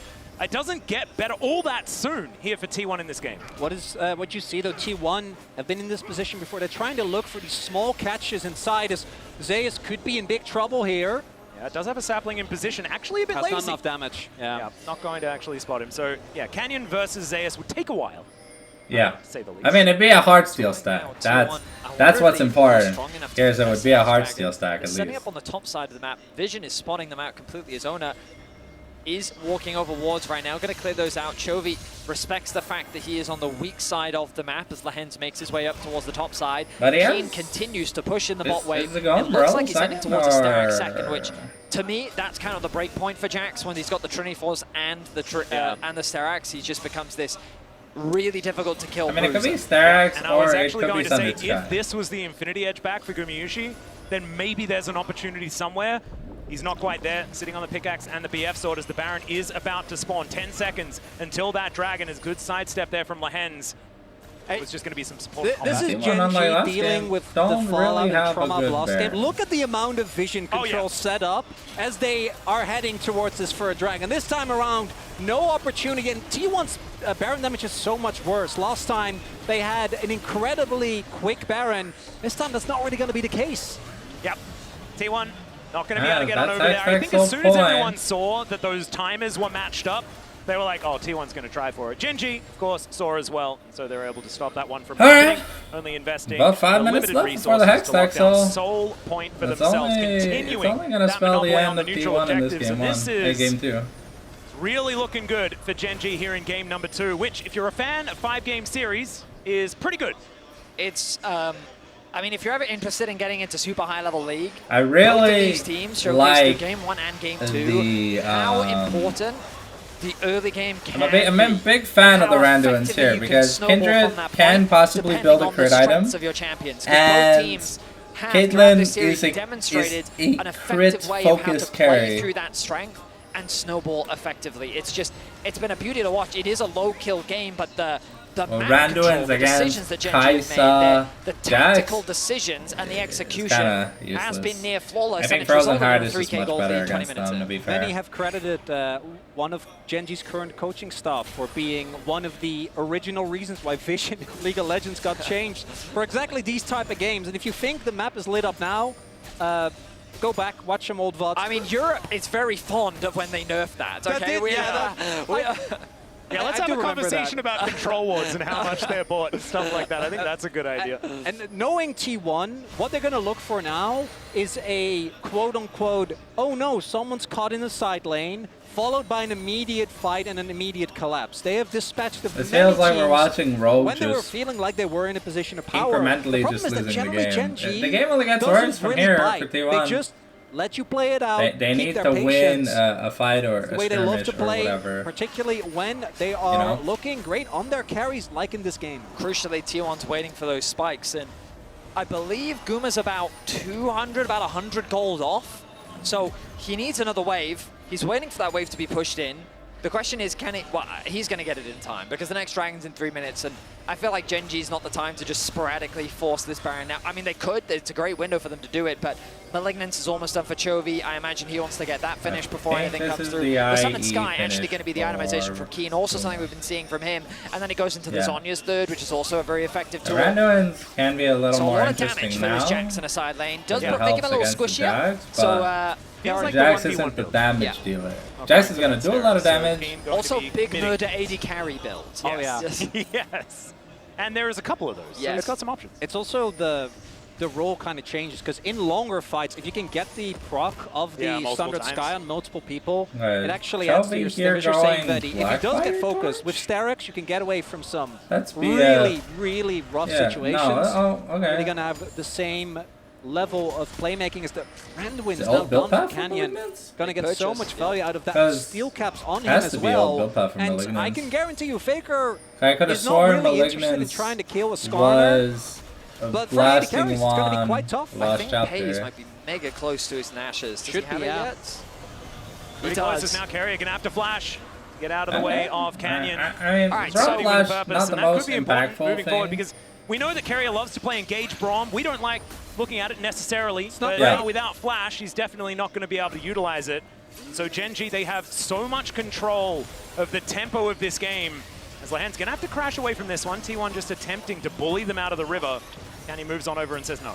Item-wise, we're about as good as we're going to get, right? Both these teams should sit there and say, all right, Guma would love another item. He's not getting it. The Soul is spawning in about a minute's time. There will be nothing that he can buy in that window to be able to really be much stronger. T1's not buying it. What is Zeus They're like, to? you're not going for this. Well, we'll see what they can actually get done here, as it's going to be Carrier blowing up like a balloon. They were not! Yeah. They were not doing it! No. They did not want to, and now GenG might be able to just head over towards this Baron and try and take that one down. Chovy still with that Spirit Rush running. Faker able to dodge out of the way. Keen. Oh god, this flank angle is absolutely terrifying. Of course, all of the things about T1's teamfight still kind of stand, but without the Braum, that's a big piece of that puzzle missing. We'll see what they're able to do here, as the nature is grasping. Does manage to stun up Canyon. He can get over that wall pretty comfortably, as now they've just singled out Zeus. So much damage. Lahens takes the kill. And T1, they had the trap set up, but GenG don't want to go there. As now Ona trying to dash back. Keen says, no, I'm going to buy time for my teammates, as Carrier comes over. The Winter's Bite does nothing, and Keen, he just wants to fight again. They'll take the Baron, and Keen gets back into position. And now Canyon is just... Oh my god! The ultimate Yoshi! GenG will destroy the Baron, destroy the team fight, and I think they're looking for the game. Gumayushi is not going to stay undying this world. It That's is a Baron systematic 6, girls. dissection of T1. One by one they fall. One by one the objectives follow. GenG, calm, calculated, just eviscerate T1. That's every objective, the The GenG. Nexus might not fall, but this game really should be over. Baron here for GenG. Hextech Soul on top of it. And let's be fair, this is what we all wanted. On the This cake. is beautiful execution of this draft as well, from GenG start to finish. So first they isolate and kill Zeus, so no tank left. If they let this Baron go, they're just going to slowly but surely lose the game. What's crucial here is GenG giving absolutely no window to flip the game. With Kindred in particular, it's so easy to get over the wall, and we see that he is just being systematically denied access, and the Keen value, this Jax does so much into these AD carries, they just can't deal with him. I think that Keen is the biggest factor here. Oh, him 100%. just standing there, it's kind of like his aura is saying, He's try menacing! me, you know? And the problem is when you lose that Braum, you lose a crucial part of your front line. Beautiful team fight. He's stressed out, Yeah. man. Always fantastic to check out the GenG coaching stuff, but like you say, once again, back in position. Keen with the Counter-Strike now on cooldown, but Gumayushi, oh my god. That was insane damage. We've also now got a Seeker's Arm Guard on Paze. They really want to finish this game right here, right now. Look at that, another Void Seeker going to connect. And Zap onto that Caitlyn. They can't walk up. Like, how are they supposed to stop this freight train from crashing into their base? GenG have taken 2 inhibitors in a matter of seconds. It's a 10,000 gold lead plus here with this Hex Dexol, and T1 once again throwing out some grasping nature. They try to line up behind their tank, and it is absolutely working. Pace is indeed unstoppable as Carrier goes down. The Killer Instinct is named well as this is his second one. The Lancer Spike is alive for now, but who's it healing? Beautiful. Game 2 will be there for game number 3 very shortly. All right, T1 go back to we are back. Control, having Carrier open up on the map. But We it was actually the Hens who dictated a lot of that. need to see matchup for me in this early stage of the game. if we want this series to stay competitive. Catching Carrier or catching Faker at 7 minutes and top A lane. team has Already to win on broke red this game side. open for GenG. You had called it out before. Lehens listened to you.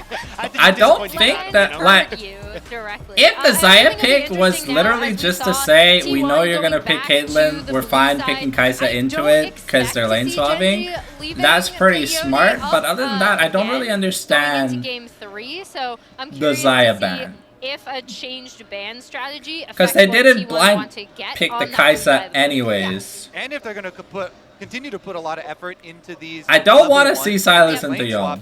Because again, I really feel like the information gathering at the beginning and getting the wards down. At most, I'd like to see like Ari into Young. In the game here for game number 2. But If I think GenG because are able to T1's come out blue with a side, I really think good T1's level gonna 1 here, ban Smolder. This is where you could kind of like take control of the series because, you know, 1-1, blue sides, Canyon's played now 2 we get into games the real meat of a best of of Scar. 5. Yeah, first it's like the entrée, the course, Yeah. right? And we're gonna get to the Owners main played dish 1 game of indeed. I Vi, just 1 think game the of Kindred. demarcation So we'll lines have that to see been what the drawn. If you priority look is. across games 1 and 2, because we can't forget after that kind of Zeus repel, GenG was also firmly in control before T1 brought it back. They were completely in control. So he didn't for look me, the bad, momentum but feels they a little just bit didn't have. shifted towards a T1 They didn't have that's priority to do anything. Yeah, like and I think they. a lot of that is going to be trying to. They technically, they kind of like just lost the game. They They lost the game when that dragon got stolen for free. They gave across all 6 of But those also, void they grubs, gave trying to 2 kills cross-map early. Jacks They that gave had all to be a kind of turrets, matchup in that kind, objectives, like, whatever. there was a lot Like of risk taken Faker by got T1, 1 turret and if you while actually everyone think else back like to got the super start of fed. game 1, And Gumayushi was T1 literally off to an early NPC, lead. so it's I think like it was mistakes at those void grubs that came back to bite them. So Yeah. there's definitely ways T1 can Yeah. control this game coming into number 3. Yeah, we're looking forward to it. Things are heating up here. I wonder if Atlas has taken off his jacket yet, or if he's still in his full 3-piece suit, even though it's We'll have to see. Alright, so I banning. love this suit so much. I've worn it on Okay, 2 so other we're keeping the occasions. One of them was a respect world final, bans. the other one Okay, the was a smaller wedding. ban here against This is how Chovy you know makes that sense. I guarantee Are we just it's banning gonna be an Ashe incredible again? series. I think Those we are have the to two ban best the Ashe. You days can of my leave life. the We Yone, thank it you for your doesn't work, really Atlas. matter. It's You're welcome. greatly You're welcome. appreciated.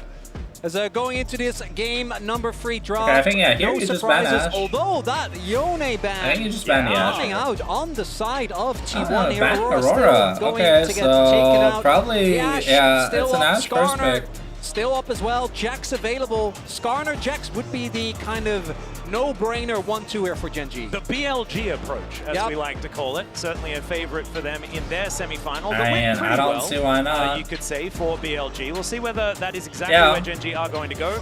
I mean, it makes Decided sense. to switch up the picks here, as it It's will amazing be into Jax to be Ashe. locked in first. And I think that, you know, you don't talk about hovers is something that we sometimes talk about. This is a hover that you can probably talk about. Yeah, I think you can be pretty confident with that Yeah. one, Atlas. Yeah, yeah. It's Especially safe. with Yeah. with Keen. I Now the think question here, is, yeah. will it be a 3rd game? Skarner, I'm gonna hazard a guess and say yes. Canyon, of course, has showcased a wealth of different champions. His Maokai win rate this year is almost as good as his Nidalee win rate. I mean, the man is very versatile in terms of the jungle role, and they're actually, based on the hovers, holding off on that lock-in. Chovy's win rate with Ari so far in the best of 5s hasn't been the strongest, but it's a solid last game, champion. He had the Veda over Faker. He was able to have a lot of mid control thanks to So the we Ari see the pick. He was Orianna able to find the here map. from And we'll see Faker. what the response is here from T1. Also ties into Chovy's approach, often Like as a player. Skarner, if he Ori's thinks decent. a champion is the best. Or, We'll okay. just keep picking that until We're taking the the Renata. antithesis I is think we proven. have to Renata pick coming through. owner's Again, pick Carrier here. having an incredible No, game, and we were okay. confident, and I love it here as well. Always gonna feel strong. The only thing for GenG, you do have the opportunity to pick up like Ezreal here. Doesn't mean your jungle pool is gonna get pinched, but Yeah. getting a non-stationary AD carry, I think, is gonna be a really big deal, because otherwise the team fights are gonna be really hard to play out. Depends what he has planned. Could be something else here as well as that Oh, Ari no. Nocturne combo that they swept through Swiss I'm with not a is fan. going to be Oh, locked God. away. Canyon, he is sick of playing this Skarner, and I could understand, no shade cap, but I don't know, it just doesn't do very much damage. You only build health, it's just less fun than Nocturne, who does slashy. You are setting up very clearly for a Kai'Sa pick here for GenG. You imagine that's going to be banned away by T1. The backline threat onto the Ashe is very lethal. The Kindred, I think, is it's a really good matchup into the Nocturne. Yeah. You just went out on the skirmishes, so they're going to remove that. Wouldn't be surprised to see the Vi removed, to be honest, with the amount of mobility on the side of GenG. Just take that away from Owner, one of his best champions. Yeah, protecting a lot of bans as well, because T1 basically have to ban Kai'Sa Ezreal. Could probably lead and so it's going to be relatively telegraphed what they're going to be taking into this game. Of course, T1 not too worried about it because Ashe Renata is just universally strong. Yeah, I was about to say, Ezreal's another, but I think the Ziggs makes a ton of sense given what we've seen so far. And then you get Ezreal. So I guess that's the 3 picks that they were happy to grab. And if you've got 3, then you're not too worried. Noteworthy as well that the Sylas did still get banned, even though Chovy did a really good job in that matchup, still going to deny it. And I think it's because of the Nocturne, right? So much of the value is because you're the one the Twitch Nocturne. The respect that I ran that down in the dark against the police brutality combo. They thought that Lehens was going to go back to his Shen. That's what was going to happen. But As there's the Ezreal. That makes a lot of sense. Yeah, he's got the Ezreal here. But it's not going to be. I like this GenG draft. I really do. I think it's very solid. It makes a lot of sense in the context of how GenG likes to play. These 2 last picks are going to be crucial. The mid jungle from T1. Yeah, I think it just Faker got either a Braum or a Rel. world so far. We'll have to see Faker pick something new doing a good here. job together. The question is, what plan have they got for Canyon Chovy? Let's just see. Wanting probably a little bit of physical damage from that mid lane. We'll see where T1 are going to go. Never mind. Okay, Yasuo could be an option. The Akali really... Yeah, the Akali makes more sense than the Yasuo. I think if you were watching Worlds last year, you understand this is one of the ones that Faker's pretty good at. Hasn't been playing it very much this year, however. Still, this guy has played competitively like 80 different champions. It's gotta be fine, and that's going to be the vibe. It's like Fires and Zao at most. Although they do have a bit of time to think about it, I still think that they don't need to worry. And so it's relying on Vi and Ashe as far as that physical damage is concerned, but I think that the damage profile kind of okay. It's just range that might catch them out, but the way to start fights is what we were looking for after game 2. It's such a just key pick to Braum the game as well. So much upfront burst, allowing you to play towards that bailout, which is something they love to do. Owner on a champion with a lot of engage and playmaking potential. And what is Lehens going to pick here? This time the Blitzcrank is open. But it looks like instead they're going to go for something a lot more well-rounded, and they did have a really good game on it in game number 2. Yep, a pretty standard option in the rel. But like you say, I actually think playing for Lehens' comfort is a really good idea after what we saw in game 1 and the rest of this tournament. Because Lehens has kind of been the weak link here for GenG. Not in game 2 though, trying to carry that one. It's strange hearing that, like, Lehens being a weak pick on GenG. To his name, right? Of course, Akali is definitely up there in terms of a champion that he's had a lot of presence on, but Knight yesterday beautifully demonstrated what this champion can do to an Ezreal. And that is what T1 is envisioning in this game. That level of execution damage is incredibly high. And when you've got a Vi there to dive alongside you with the potential of the Ashe Arrow pick, no cleanse is going to save you from a Vi and an Akali duo, but it's about being in a position to really execute on that, because GenG have a lot of skirmishing threats themselves. The Jax was a huge problem in the previous game, and I can tell you right now, Ashe isn't going to have an easier time in this game compared to the Caitlyn on the last one. Renata's going to be crucial in the usage of the ultimate, and I think that, again, GenG have a pretty straightforward and easy comp to execute. I would agree. I think that there is a lot of pressure on T1, but I want to go back to what you were saying, Chronicler. This is a T1 draft. We were watching the World Final last year. The only difference about this one in comparison to that is that was a mental snowball that they were rolling on, right? This was a T1 that was sweeping a series. This time, they have to utilize it to come back from a deficit here after losing game number 2. But here we are onto the Rift. See whether they can make it work. Gonna be looking at the lane assignments. Also do know Chovy going for a grasp again. Would expect him to try and keep Faker down, particularly those first 6 levels is where the Akali can really struggle. Certainly is. But remember, ladies and gentlemen, you need to log into your Riot account on LoLeSports.com and earn watch Worlds Live to earn exclusive emotes, icons, capsules, all that cool stuff. We've got a little bit of time here. You're not going to miss too much. So you can hop on over and you can get that one done. Just to get some free stuff. It's really cool. Okay, Zeus is standing on a ward, and there are a lot of bad guys in the brush. Oh, good. Oh, no, there's the charm that crashed down as well. It's a dead Gragas. It's going to take a little bit of time because he's relatively tanky, but still, that's first blood going over to Pays. And maybe that makes Faker's job a little bit harder. That ward so crucial. Spotting Zeus out. I don't think Chovy's flash was necessary, but he committed it anyway to guarantee that pick. And GenG Okay, now that they have the tier, they kind of with don't first need a blood. lane swap. And Chovy's flash doesn't even matter all that much because it's a Kali that he's laning against. That Not a is lot true. of kill threat in the first 5 levels. So he should be absolutely fine navigating this one. He's also, Chovy does kind of like the laning phase in general, as we're going to see standard lanes here for likely the first time. Do have Pays now walking up. Tier from the start. Oh, God. Something you're going to be very happy about just in what it means for your spikes, because obviously it doesn't really give you any combat stats early. And in this lane, Lehens and Pays are just playing to clear the waves, don't be diveable, and get to your items. 2 items for Ezreal is always the main breakpoint. From that point on, he only gets stronger.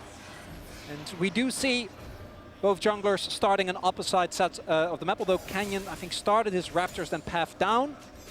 Whereas Owner just doing a full topside clear and maybe looking to impact this bot side. And these trades are actually really valuable because it could set up for a possible dive towards the bot side of the map. I will say, it's nice to see move away from the lane swap, only because while T1, I think, in the Swiss stage really had phenomenal execution on the lane swap, this, to me, is the bread and butter of Gumayushi and Carrier. Their 2v2 laning prowess has been so incredible. And while I think there's Summer, of course, question marks always when it comes to T1 and Summer, at this World Championship, watching this bot lane 2 versus 2 has been a joy to watch. And you're seeing it right now. They know the strength and the advantage they have. They don't care about the tier. They know that with this Ashe Renata, they can bully this duo as much as they like. Yeah, and I think that this is the biggest benefit of not having a lane swap this time around, and it's curious that GenG didn't decide to opt into it themselves. Maybe just saying that now that we've got a kill on our Ezreal, we're going to be okay, but a tier doesn't really give you a whole lot of stats. Still, the fact that the wave is going to be pushing out and Pays can pick up a bunch of farm underneath the turret, that's going to be okay, as Faker only hit by the non-true damage part of the Orb of Deception after a couple of abilities go his way. Not going to be feeling too bad here as he's playing with his health bar into Chovy in this lane. Now, the Ahri Akali matchup is pretty interesting because once you get to level 5, you can actually start winning out very easily on a lot of trades for the Akali, just because the bonus movement speed from the W makes it very easy to sidestep the E from coming out from the Ahri. Still the problem is, when you go for the amount electrocute over the fleet footwork, it's very easy for Chovy to kind of chip away at your HP bar when you're trying to farm, and it means the Faker's in this awkward spot where he now needs the wave to bounce back into him, which is happening, fortunately, but it's this weird, awkward middle ground where he's now relying on his Doran shield to kind of mitigate and heal back up in this midterm level lane. It's also, again, the grasp, and I do think that we have seen in the past players really get caught off guard by just the extra amount of health that can give you. Akali in particular plays around kill windows so well, but if your first couple of plays don't end up working out and you fall behind the curve, it can be really hard to play out as... Obviously, Canyon just wants to do exactly this, which is just farm, and even though they don't spot him directly, if they see his top side is down, we'll know that he's on the bot side of the map, but it's an early game Nocturne, not really expecting a lot, but that does mean that Keen is actually in a really awkward spot. His wave state not looking good, already chunked to half, and Owner is on the top side of the map. And full information over to T1 as well as Canyon walks over that ward. They knew exactly, they had an idea of where he was, but then they get full confirmation. Now Canyon going to try and clear that one out, does get information of the ward he just walked over. Yeah, read the movement. Yeah, as a result, Keen actually just going to go for a recall right here, not wanting to risk too much. And despite the fact that Faker has sat on below half health for the majority of this lane, he has kept these minions really pushed towards Chovy. So it does give a lot of control over to T1. Yeah, it's very awkward for him because Chovy's holding onto a monstrous freeze. The idea is Faker, you try and get those early pushes in, then you get the bounce back, but Chovy's like, no, I'm good. Now the wave will finally bounce back, but he ticks over to level 6. Ideally, Faker wants to back now so that the wave will freeze here. Now Chovy's back is a little bit awkward. He's going to try and interrupt Faker. It will be crucial if he does. Massive, oh, wow. massive, He was massive. on that ward, as we could see. I thought he was actually just a prophet, but no. Oh, they've actually brought the bot lane over towards mid to catch this wave. Faker can now actually TP bot and go lane against Pays, who can still... Oh, body slam going to miss. That could be a big deal here. They're evening out the health trades that have been going pretty consistently in Zeus' favor. Chovy looking to TP back towards his lane. Will be able to do Yeah, the so. last chapter buy is And huge. the first objectives spawning now. We have the Grubs online. Drake's there as well. You can argue either team is very happy to just wait till level 6. You have a Vi composition on one end, a Nocturne on the other. It's just going to be a trade here. Does mean that this time GenG not going to have the Jax with an unreasonable amount of Grubs. Okay. Even early trades here. Certainly feels good for T1. This time it's going to be a trade, so it's not going to be the, the Grubs team picking up all of the dragons as well. Feeling a lot more even. Grub secured. And I think both teams are quite happy with the current game state. Obviously, T1 are setting their sights on a top lane play right now. Keen level 6. As those resistances, no Ash Arrow available yet. Yeah, Lahan's looking to get himself into position. I think they had an idea that something was going down. Notably, Canyon not quite level 6 just yet, doesn't have that paranoia up and available as T1 don't opt in for any sort of dive attempt, but Keen still wanting to get aggressive on Gumayushi, who does have to cleanse. Yeah, forcing the cleanse. And Really pushes good him here. away. So just going to be able to settle for the summoner spell and just move off. Nicely as well. GenG have moved Pays out of the bot lane matchup in towards mid, where he's much safer. That means that they can keep Chovy into the Faker matchup, where the Ahri can continue to bully out on the Akali. With level 6 coming through and level 7 being a crucial breakpoint for Akali, just because she's going to get her Q at level 4, which I think it's either about 80 energy or about 70, but it makes the Q rotations much more comfortable when it comes to trading in the laning phase. Vision control here for T1. Do have Canyon, but he's backing, wanting to spend his earned gold from Ash those Arrow. full players. Oh god, okay, the arrow is going to connect, the counter-strike wears off, but there's a cease and desist! And he can't flash leap strike out of that one, and even though he had the Grandmaster's might, he's still going down. That is going to be a kill going over, equaling things out for T1. A classic T1 trap springs on Keen, get a kill onto Vi, and also get the flash out of Keen. I love that you called it a classic, because it truly is that idea that T1 makes it look like they've gone back to base, but they stay on the map a little bit longer to catch you pushing that wave out, and it works to perfection. They're able to equalize the kills, and T1 find their first of the game. And I love this. I feel like it harkens back to something that Chovy was talking about in the tease earlier on. The fact that, Faker was known so much for these mind games that he plays. I think it's all of The T1 Sheen tier that does early on those the mind Ezreal, games though, now. really It used to be nice. maybe a little bit too much with Almost a excessive Triforce Barons being already. started every single game. Becomes less of a mind game and more of a you do this every game. A bad habit, Yeah, perhaps? kind of. But they are always just trying to push these advantages, trying to find opportunities where their opponents don't have enough Okay, I don't think information, they can afford to give up 6 to be able to grubs, do what because they it want. is But like really nice Ash you down here Gragas. from T1 to try and claw back a bit of control of this game. But right now, plate should be going over to Chovy here, as Guma not going to be too worried. Canyon, level 7. Again, it's a relatively slow early game. Kind of what we've come to expect from these two teams as they prioritize farm, but also it just goes to show how difficult it is to kill these players. Like, there's a reason why Gumayushi went deathless for so long, and he still only got a single death through his name, even though GenG absolutely definable stomped. KDA. Yes, it is. Oh, you love that. And it's a situation where both teams just play the map very well. They're constantly fishing for opportunities. They're playing for these early plates. But it's What is this? the Grubs now become the next big point of contention. Is A minute away. it Both junglers already setting up some X-Plate vision first around the or top not? side of the map. Keen, Looks like it. I I imagine think he we're wants gonna to go get a quick blue. base in before No. the objective spawns. I but think that it's could be a window Malignance for here for Guma Chovy. to already then Makes push out sense. mid and then set up on the top side river.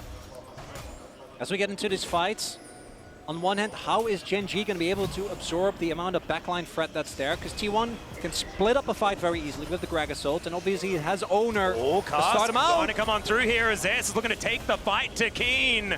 Does find some nice body slams. There's the slowdown as well. Leap strike just to try and escape, and you can see Canyon. Oh, he was looking for a Arrow! potential angle as Keen able to sidestep, but that does buy some space. Still, Owner not going to be committing because they didn't know exactly where Canyon was. That could have been a follow-up. I'm actually very surprised. Keen had no flash, and Owner with ulti was in range. I think he could have committed, but I guess because Keen hadn't used his E yet, they were hesitant to really fully commit to the play. Okay. Regardless, the damage was done. Zeus has already gone back to base. He's now back out onto the map before Keen has had an opportunity to, but Keen's TP is available. Are they going to contest this? Just have to say, I think 6 grubs is going to be pretty valuable Oh, for that's a big T1. TP. As, yeah, the teleport flank angle is coming in here. Keen, good position to start this one off. He's just beelining right in there. Paranoia comes down. They do throw out the ulti. Carrier trying to keep them at bay, and oh no! There goes Lehens, and now Faker is caught onto Keen, lands the shuriken, and he's going to wait for the leap strike. There's the back switch unfortunate. Worlds, ladies and gentlemen. And that Faker had is no Faker TP. coming in huge, but it's the team response from T1 that's the biggest thing here. Chovy couldn't join that fight. I think GenG was expecting them to back off when the Nocturne came through, but T1 said no, we can take it. And they take a big lead here in game number 3. We talked about how this composition is very much true to the style of T1, and their ability to take these early skirmishes wasn't there in game 2, but you can see how prepared they were. Oner and Carrier were the focus at the start of the fight. Carrier, though, has the passive to be able to reborn, and then, of course, also has the ultimate available too. So even though they're getting collapsed on by every single side, the TP comes in, a nice flash comes out. Carrier doesn't care that he's getting focused on the Gragas, then arrives, and crucially, as you said, Chovy can't join the fight. Yeah, and Keen and Lehens spent most of that fight fighting each other because of that hostile takeover that came in. Faker gorgeous on the 5-point strike there. You see T1 with Reckless in the back. Feeling pretty happy about this one. And Helper and Mata getting more and more stressed as this game goes on. Still, a lot of game left to play here. We are tied up in this series. We'll see whether GenG can claw their way back to an even game state after that big lead has been acquired. About 2.5k. Now the lead for T1. Hayes has got to have to do a lot of heavy lifting. A lot of the gold for GenG is on him, but into a Fed, Akali, and Oner also getting bigger and bigger. They're looking to punish Keen. Again, this Jax not having a great time. 4 men at the ready. All right, Canyon does have that paranoia up and available. They know exactly where he is. This is a big gamble if GenG do decide to go for it once again. Chovy is very far away, but this time has the teleport up and available. Nice little stun to come through there as Keen now with the Counter-Strike on cooldown. They try to deal with these waves with another one conga lining in.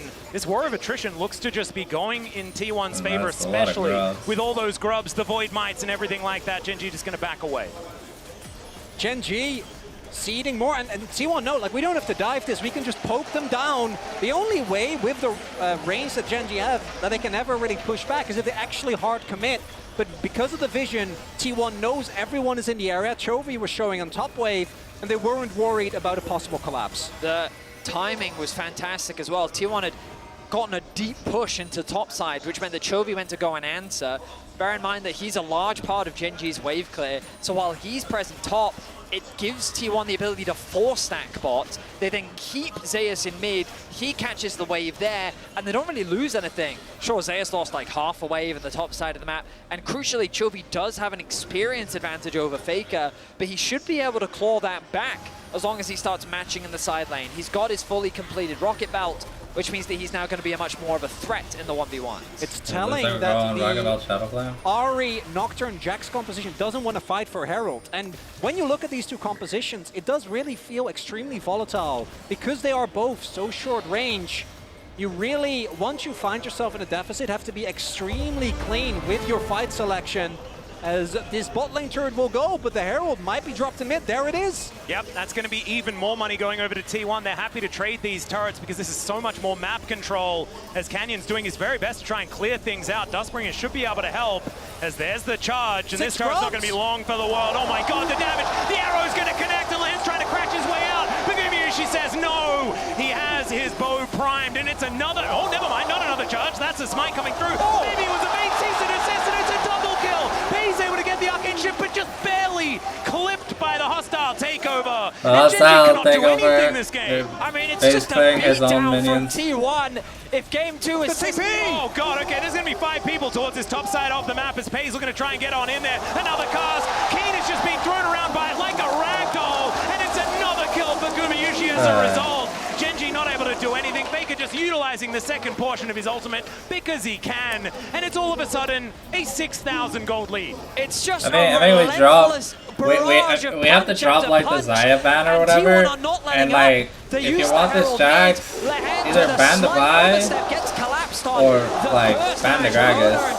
I just don't think you can give away Ash for free. This play, Canyon thinks that he can punish Carrier, but the way in which Oner turns this around, connects the Q, the ulti to follow, the Ash passive is stacked. and they're able to get a double for Kuma. And what's crazy is they didn't even slow down there because Faker was pushing out the top wave. They turn to top, they get that objective as well. They get another kill.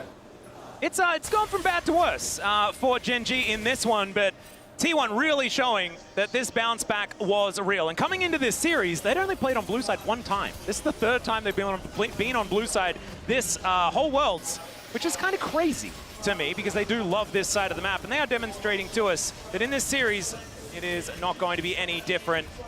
And hope, like what I'm trying to get to here is that we might have 5 games, and that'd be super cool.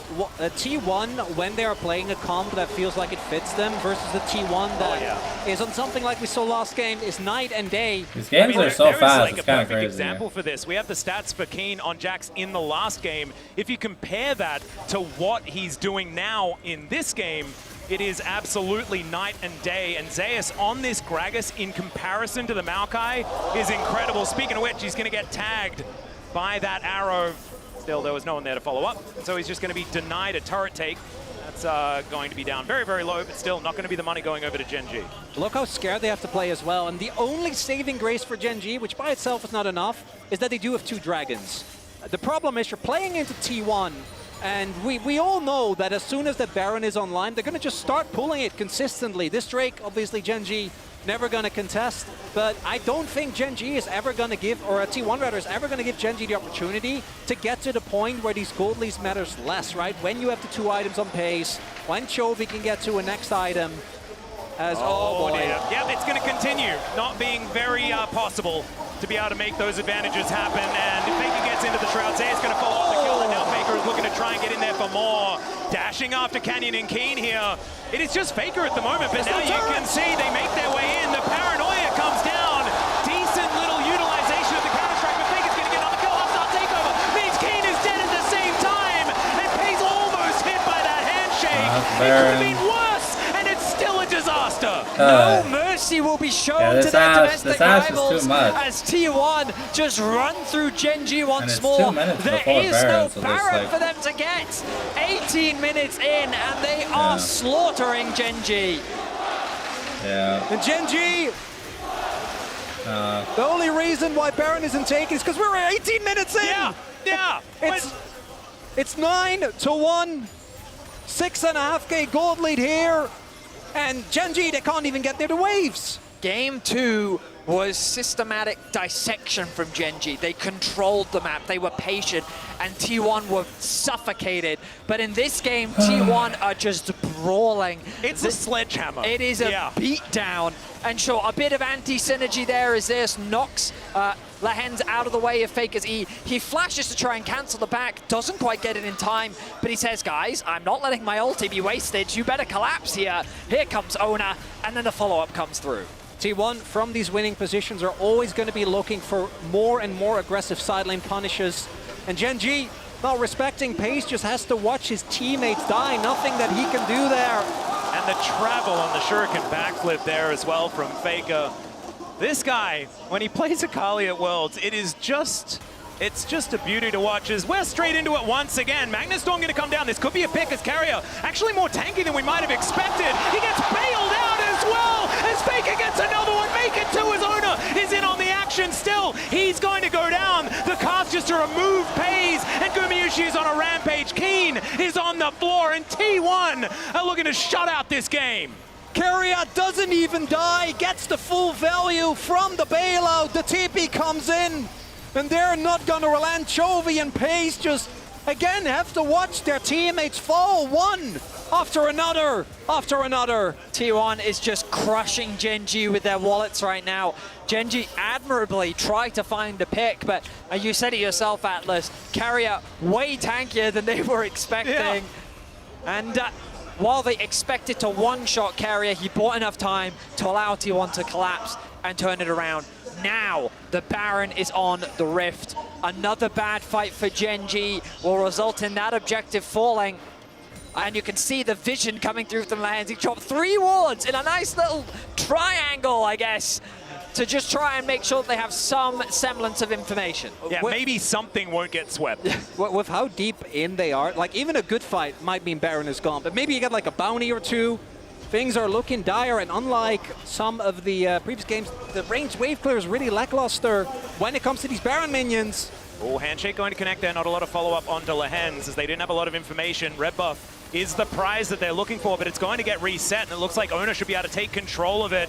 Into the Shroud goes Faker, is now Paranoia. They think they might have them where they want them, as over the wall goes Chovy. He's got the flank angle, and they take down Guma to start off the fight, but it has to be paid for by Keen. Now a 4 versus 4 as T1 look to rally back into position. Can they win the fight without Guma is the question. He's so much of their consistent damage. Is now Chovy dancing around, not able to find too much more, and T1 back away. Chovy putting in some moves. Is a lot of the damage gone, so T1 have to be a lot more careful. Faker had his ultimate available, but they chose not to take the fight any longer. A crucial flank from Chovy. He's been largely invisible in this game, quietly farming on the side, but you look at his itemization, he is on, I mean, he's ahead of Faker in terms of itemization. So there are still avenues for GenG to turn this around, but they need to find more picks like this. A very deep TP starts this off, and it's hard to respond for T1 because they don't have the vision. The Nocturne denies them so much, but this is where the wallets come through. Even with the carry being taken out immediately, GenG don't really have an opportunity to chase further, because if they get another kill there, it's a baby not focusing on the players. you turn it into a Baron, the game might be playable. Instead, it's a moment of respite, but T1 still have a very tight clutch on this game. Yeah, Faker actually looking for Chovy here as he gets into the Shroud. The rest of T1 now moving up. The arrow not going to connect. As GenG are now looking to back away. Now it's Zeus' turn to start a bit of an engage with a body slam. And this push and pull, GenG putting that phalanx back together. All about this Baron right now. No one really being able to get too much ground. Crucially, the Dragon is completely exposed. The bot wave has been pushed in by T1. Faker commits his ultimate to try and force something out from Chovy, but he holds his nerve, doesn't get dissuaded, still has his ulti available, but the problem is all of GenG was shepherded to the top side of the map, leaving the mid lane exposed. T1 get the objective, and now they can turn to the Dragon. True Shot Barrage is going to spot that that's exactly what T1 are intending. Only going to start that one up, but you can see Keen so far away from this on that bottom side of the map, and it's because the map is so incredibly wide and dark that it's very difficult for GenG to get down there, as Lehens trying to set a trap here for anyone who unwittingly moves towards this top side. The Drake will just be taken here, evening out that count by 2 for 2. But jungle next one going to be very, very scary, because a 4 Drake Hextech Soul sounds unbeatable. Shattering Strike going to get a fair bit of value here, but Lehens still in a whole lot of trouble as Faker looking for them. Still dashing forward as the Paranoia does come down. The stun is gorgeous. The execution is perfect. And now Chovy looking to try and get out of there with that Spirit Rush. And T1, they play it slow. They accept that they're going to take that pick, and they're looking for more now as far as control of this map. You got to remember that T1 just took a Dragon. They need to get the resets through. Crucially in all of this, while the trap was turned on its head, notice that Chovy has a 2-level lead over Faker. He has been over-grouping, and he has been denied a lot of farm. Even that top wave just now, he conceded over to Zeus to make sure that he was getting the resources. And while there are advantages across the board, Chovy becomes the sole win condition for GenG. If he's able to find those picks, if he can find an opportunity, then there is an avenue back into this game for GenG. And while the Baron damage for T1 is pretty solid, right? You have Vi passive, you have Gumayushi who will shred through it fairly quickly. It's so hard to deny Nocturne access to the pit. True. And we saw T1 themselves show that a single Baron steal can be enough to turn a game on its head. And T1, I imagine, is going to be looking, unless they get a really good Baron opportunity, just start stacking these Drakes, because the Baron actually does a ton of damage, even as we get this late into the game. You gotta have to really respect it. Not really the same for the Dragons, but that, even if you end up going for that, as dangerous as a 4 Drake Hextech Soul is, that's 8.5 minutes from now. And at that point, the gold lead isn't going to be quite as useful. I think T1, they're going to look for a pick onto someone, turn that into Baron, and truly break the back of GenG. Well, Chovy hasn't been back to base in what feels like a decent amount of time, because he's been sitting on exactly these items for the last, what feels like 7 minutes or something like that. But now GenG are poised. They're in their jungle, understanding that T1 do want to look for this Baron. They do have control vision of the area. They can get over these walls pretty comfortably. Zona going to dive into the back of the pit, take down that ward, and now T1 are going to start this one up. Paranoia can get Canyon into that pit anytime he wants, but they do need to get vision of it. They find that vision right now, and T1 immediately back away. The amount of respect being shown this game is incredibly high. T1 not wanting to give an inch. They can just keep doing this, though. Keep forcing cooldowns. Eventually, GenG is going to run out of wards, run out of scryers, and they are going to have to face check. Oh. They don't have the blue trinket on Pays. I know it looks like that on the bottom of your screen, but it is unavailable. It's the only one on their side. There you go. Ezreal, just to check. Yep, that T1 are playing with the pressure that they have well, forcing GenG into this uncomfortable position. Resets have come through from T1. Vision replenished now for Carrier as he makes his way back out onto the map. Faker gonna go and catch the bot wave as Trophy gets ever closer to level 16. Only picks up a needlessly large rod, so maybe it hadn't been as long as I thought. The intensity of the game might be attributing to that one. It's a surprisingly tense game, considering the gold deficits that GenG find themselves in. And I really do think it's because you just keep looking at Chovy. You see how strong he is on this Ahri, and you have to respect it. T1, though, doing what they've done all game. They move into GenG's jungle and say, by the way, this belongs to us. Please vacate the premises as we take all of your jungle camps. Yeah, and this is the thing. This is the slowly but surely drawing out the advantage, right? This is the safe way to win the game. T1 have been known to take some liberties as far as advantages are concerned. Oh, yeah. And this time around, not necessarily doing so as much. But what it's doing is giving Pays time to get farm, giving Chovy time to get more levels and farm himself. And so maybe when Pays has 3 items, Chovy has 3 items, that could be a time where 100%. A fight can be better here for GenG. But I still think that T1 have a lot of great tools in these team fights later on. Zeus on his Gragas has made magic happen. T1 and on his Akali needs no introduction. And Gumayusi on this champion that, if given the space, can really lose control. That's Hourglass for Chovy. A recipe for success for T1, unless GenG does something right. Once we get chosen for Pays, on Akali, as opposed to Faker on Akali, which actually is synonymous. It's synonymous. It's perfect. Is it? And the level 60 now hit, as you pointed out, Vadi Chova's getting those free items hit. And it's really weird because I do feel like T1 was absolutely demolishing this game. I still think they are highly favored in this game. They're going to get the soul point, and I don't think GenG really has anything that they can do about that. But there's got to be a point where the inhibs have to start falling, or the Baron has to be threatened as the check comes through. Obviously quite early, but not really going to spot anything. Those 2 dragons were so valuable because it kind of just bought them time. They can choose to concede this objective as well. The top wave being pushed in, GenG playing the side lanes methodically. They're not overforcing their hand. I think that's Shojin here. And what felt like a beatdown earlier. It felt like we were going round for round in a boxing match, and T1 was just generating point after point after point. Decently big. Now we're kind of in this back and forth. A lot of dodging's been happening, and GenG have been able to stall out enough where it feels like their stamina has been regained. A single good punch from them could be enough to swing the whole game. Yeah. Especially now that 3rd item does come through here for Pays. He's feeling a whole lot better in this game right now. And on his Ezreal, we know that Ezreal can do some pretty ridiculous things as the game goes on, thanks to Elk for letting us know. Pays is no stranger to it. This was, in fact, one of his first mains that we ever saw. Him in Challenger is something that Chronicle will not shut up about. Well, I was going to talk about it, actually, but thank you for being That's good. That helps. That goes with the plan. Real smart. Well, no, I don't like have to. I feel like you've cast with him before. Yeah, no, I've seen him around. Every now and then. He looks like an imposter. He looks like Chronicler from back in the LCK, but he's got this moustache, so it can't be him. As T1 desperately tries to catch someone of GenG off guard.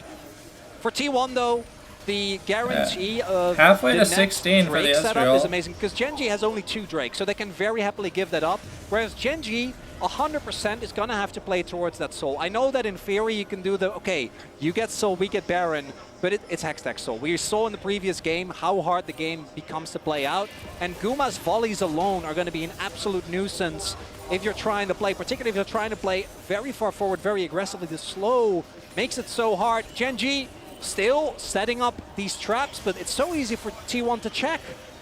Yeah, Hawkshot is a pretty powerful ability. True Shot Barrage not going to find any joy here as Faker on a flank angle taking control of the mid lane, and you've got the split pushing Gragas, that nimble large man moving in the bottom lane, trying to put pressure on GenG. I don't know if you guys ever get this, but I have this weird feeling that Chovy's going to do something really crazy. Like in your waters?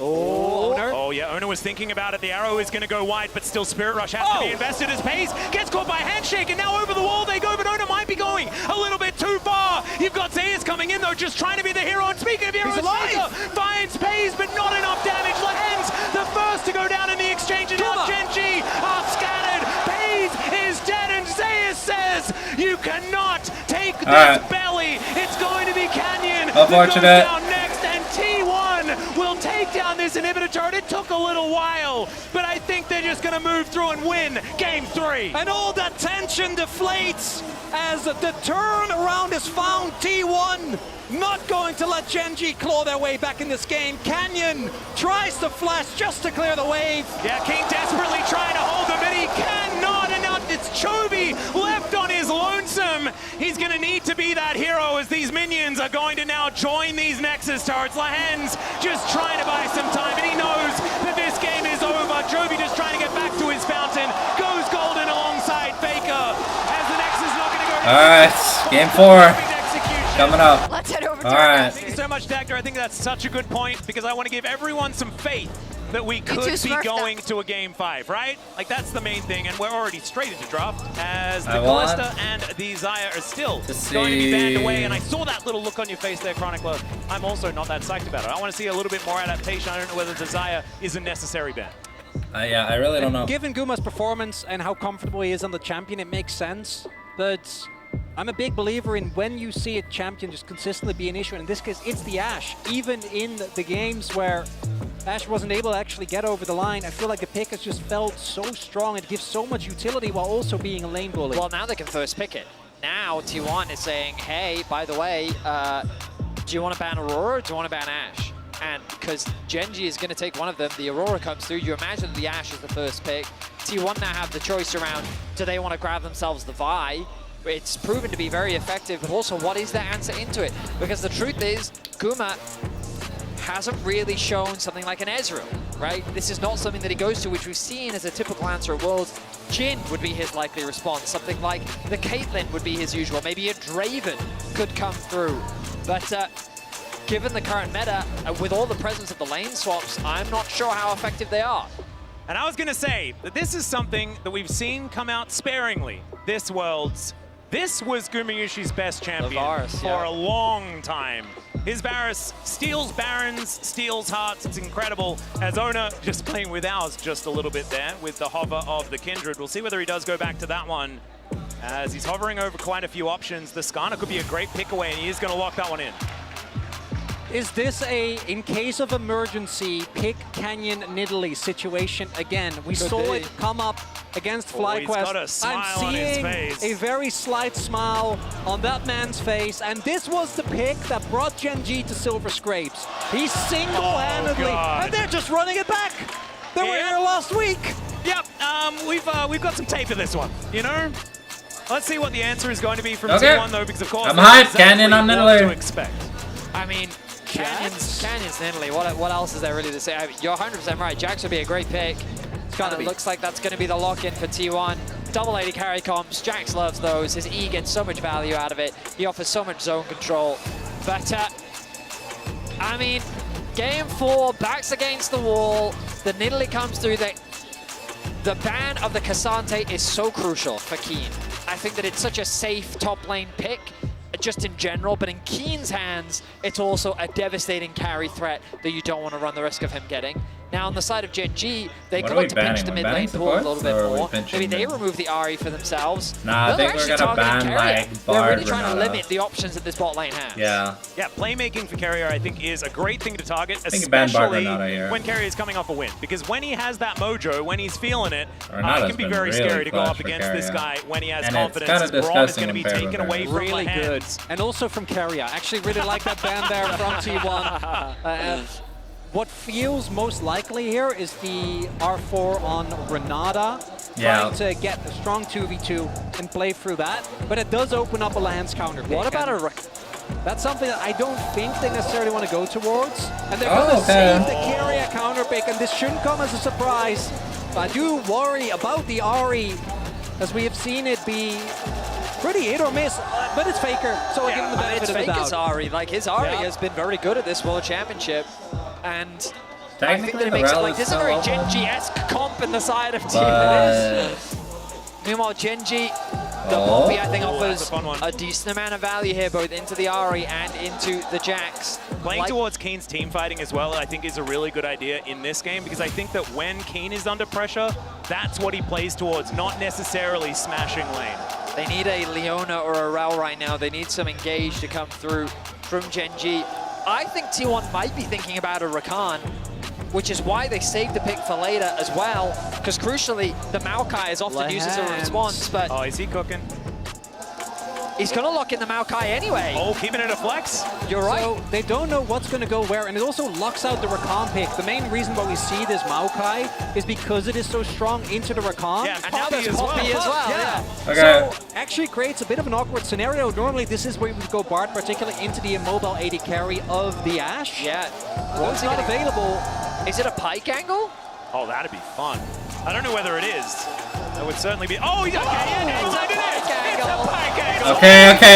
okay. Both teams are cooking. I'm I'm happy. Both teams are cooking. Both teams are blew my cooking. mind. Thaddeus, I'm so glad that you had your finger on the pulse there, because this could be fireworks on the bottom side of the map. GenG, certainly, with some experimentation here right now, it looks like the Maokai is going to be going into the support position, and Keen will be taking the Poppy into the Jax on the top side. In the LCK, this is seen as a really good matchup for the Poppy, and so something that Keen has played around before.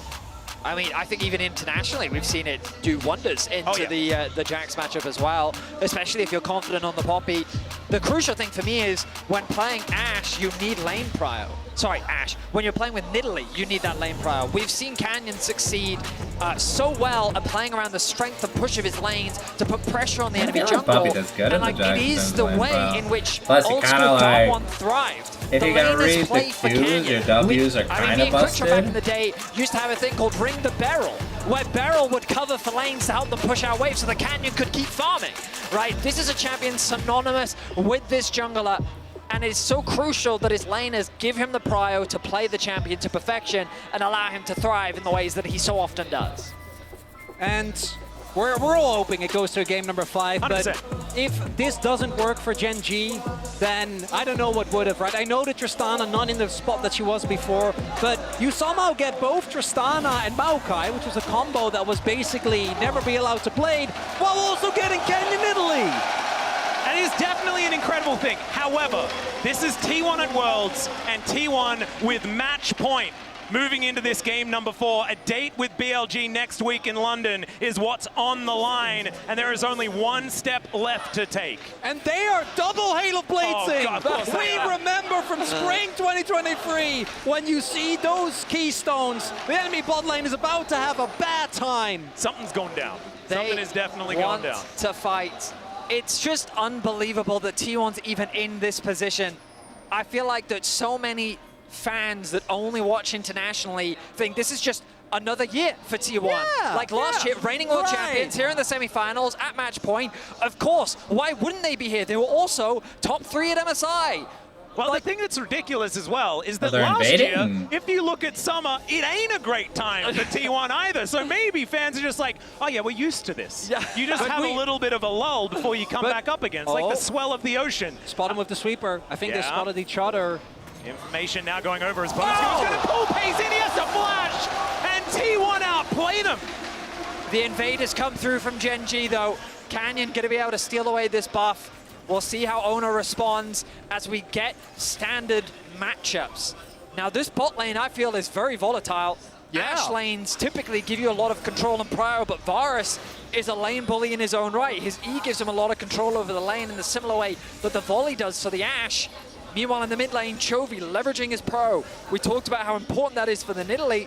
As the blue is taken away, Canyon returns to his side of the jungle. I think we're going to need to see another Chovying performance. Much like we saw in Game 5 against FlyQuest on his Smolder, we're going to need to see absolute domination, stay ahead of the curve, make sure that these items come in at exactly the bot right lane. times. All right, Carrier finding the Bone Skewer onto the hands. That's another flash. They'll take that, and this is a T1 bottom lane that, yes, we've always known that they're capable of, but we haven't really seen this level of aggression for a long time. Paze even went for Halo Blades himself just to try and be able to trade a little bit better, stack up that passive early. The main thing for GenG is that the bottom lane is still alive and relatively healthy. We also have Owner on the opposite side of the map, and Canyon is starting, or should be able to build a lead once the actual full care comes through, because he got that early buff on Owner's or in Owner's jungle. Ona, I think, actually expected his Grom to also be taken. He took the walls, then path back up towards the top side, which is the most frustrating thing for T1, because you look at that bot lane matchup and we're like, Ona, dive now, please dive. But because of his pathing, it's hard for him to actually be in a position to really set that up. He's setting his sights on mid after Faker got a really nice trade onto Chovy. Yeah, Ona now driving in, looking for Chovy, just gets the flash. I think the rocket jump must have been on cooldown, and Ona is just going to take that explosive charge and be absolutely fine. Meanwhile, setting up for a potential dive is another max range bone skewer going to connect from Carrier. This guy, it's targeted, right? That's now 3 flashes down, and for a pick as volatile as Pyke, that is a playground. You have so many lanes to play through. Owner, will Canyon hold off? They are going to know with the saplings. Canyon, I think, is going to try and play through the fog, not try and show himself. Yeah, Carrier moving on over, was hit by one of the traps there, so information was given as to his whereabouts, and they will just back away. If that back completes, that bot lane is not surviving. So, momentum-wise, you feel like everything's going the way of T1. The bot lane 2 versus 2 is winning out on the skirmishes. They got both the flashes. In the mid lane, Faker out-trading Chovy. I mean, not resulting in a huge CS lead, but still going well overall. What's crucial to remember is that Canyon is continuing to farm. Canyon's Nidalee is not terrifying within the first 4 minutes of the game, but for every minute that goes by, this champion will continue to get stronger. Keen in the top lane matchup continues to do well. It's a tough matchup for the Jacks as well.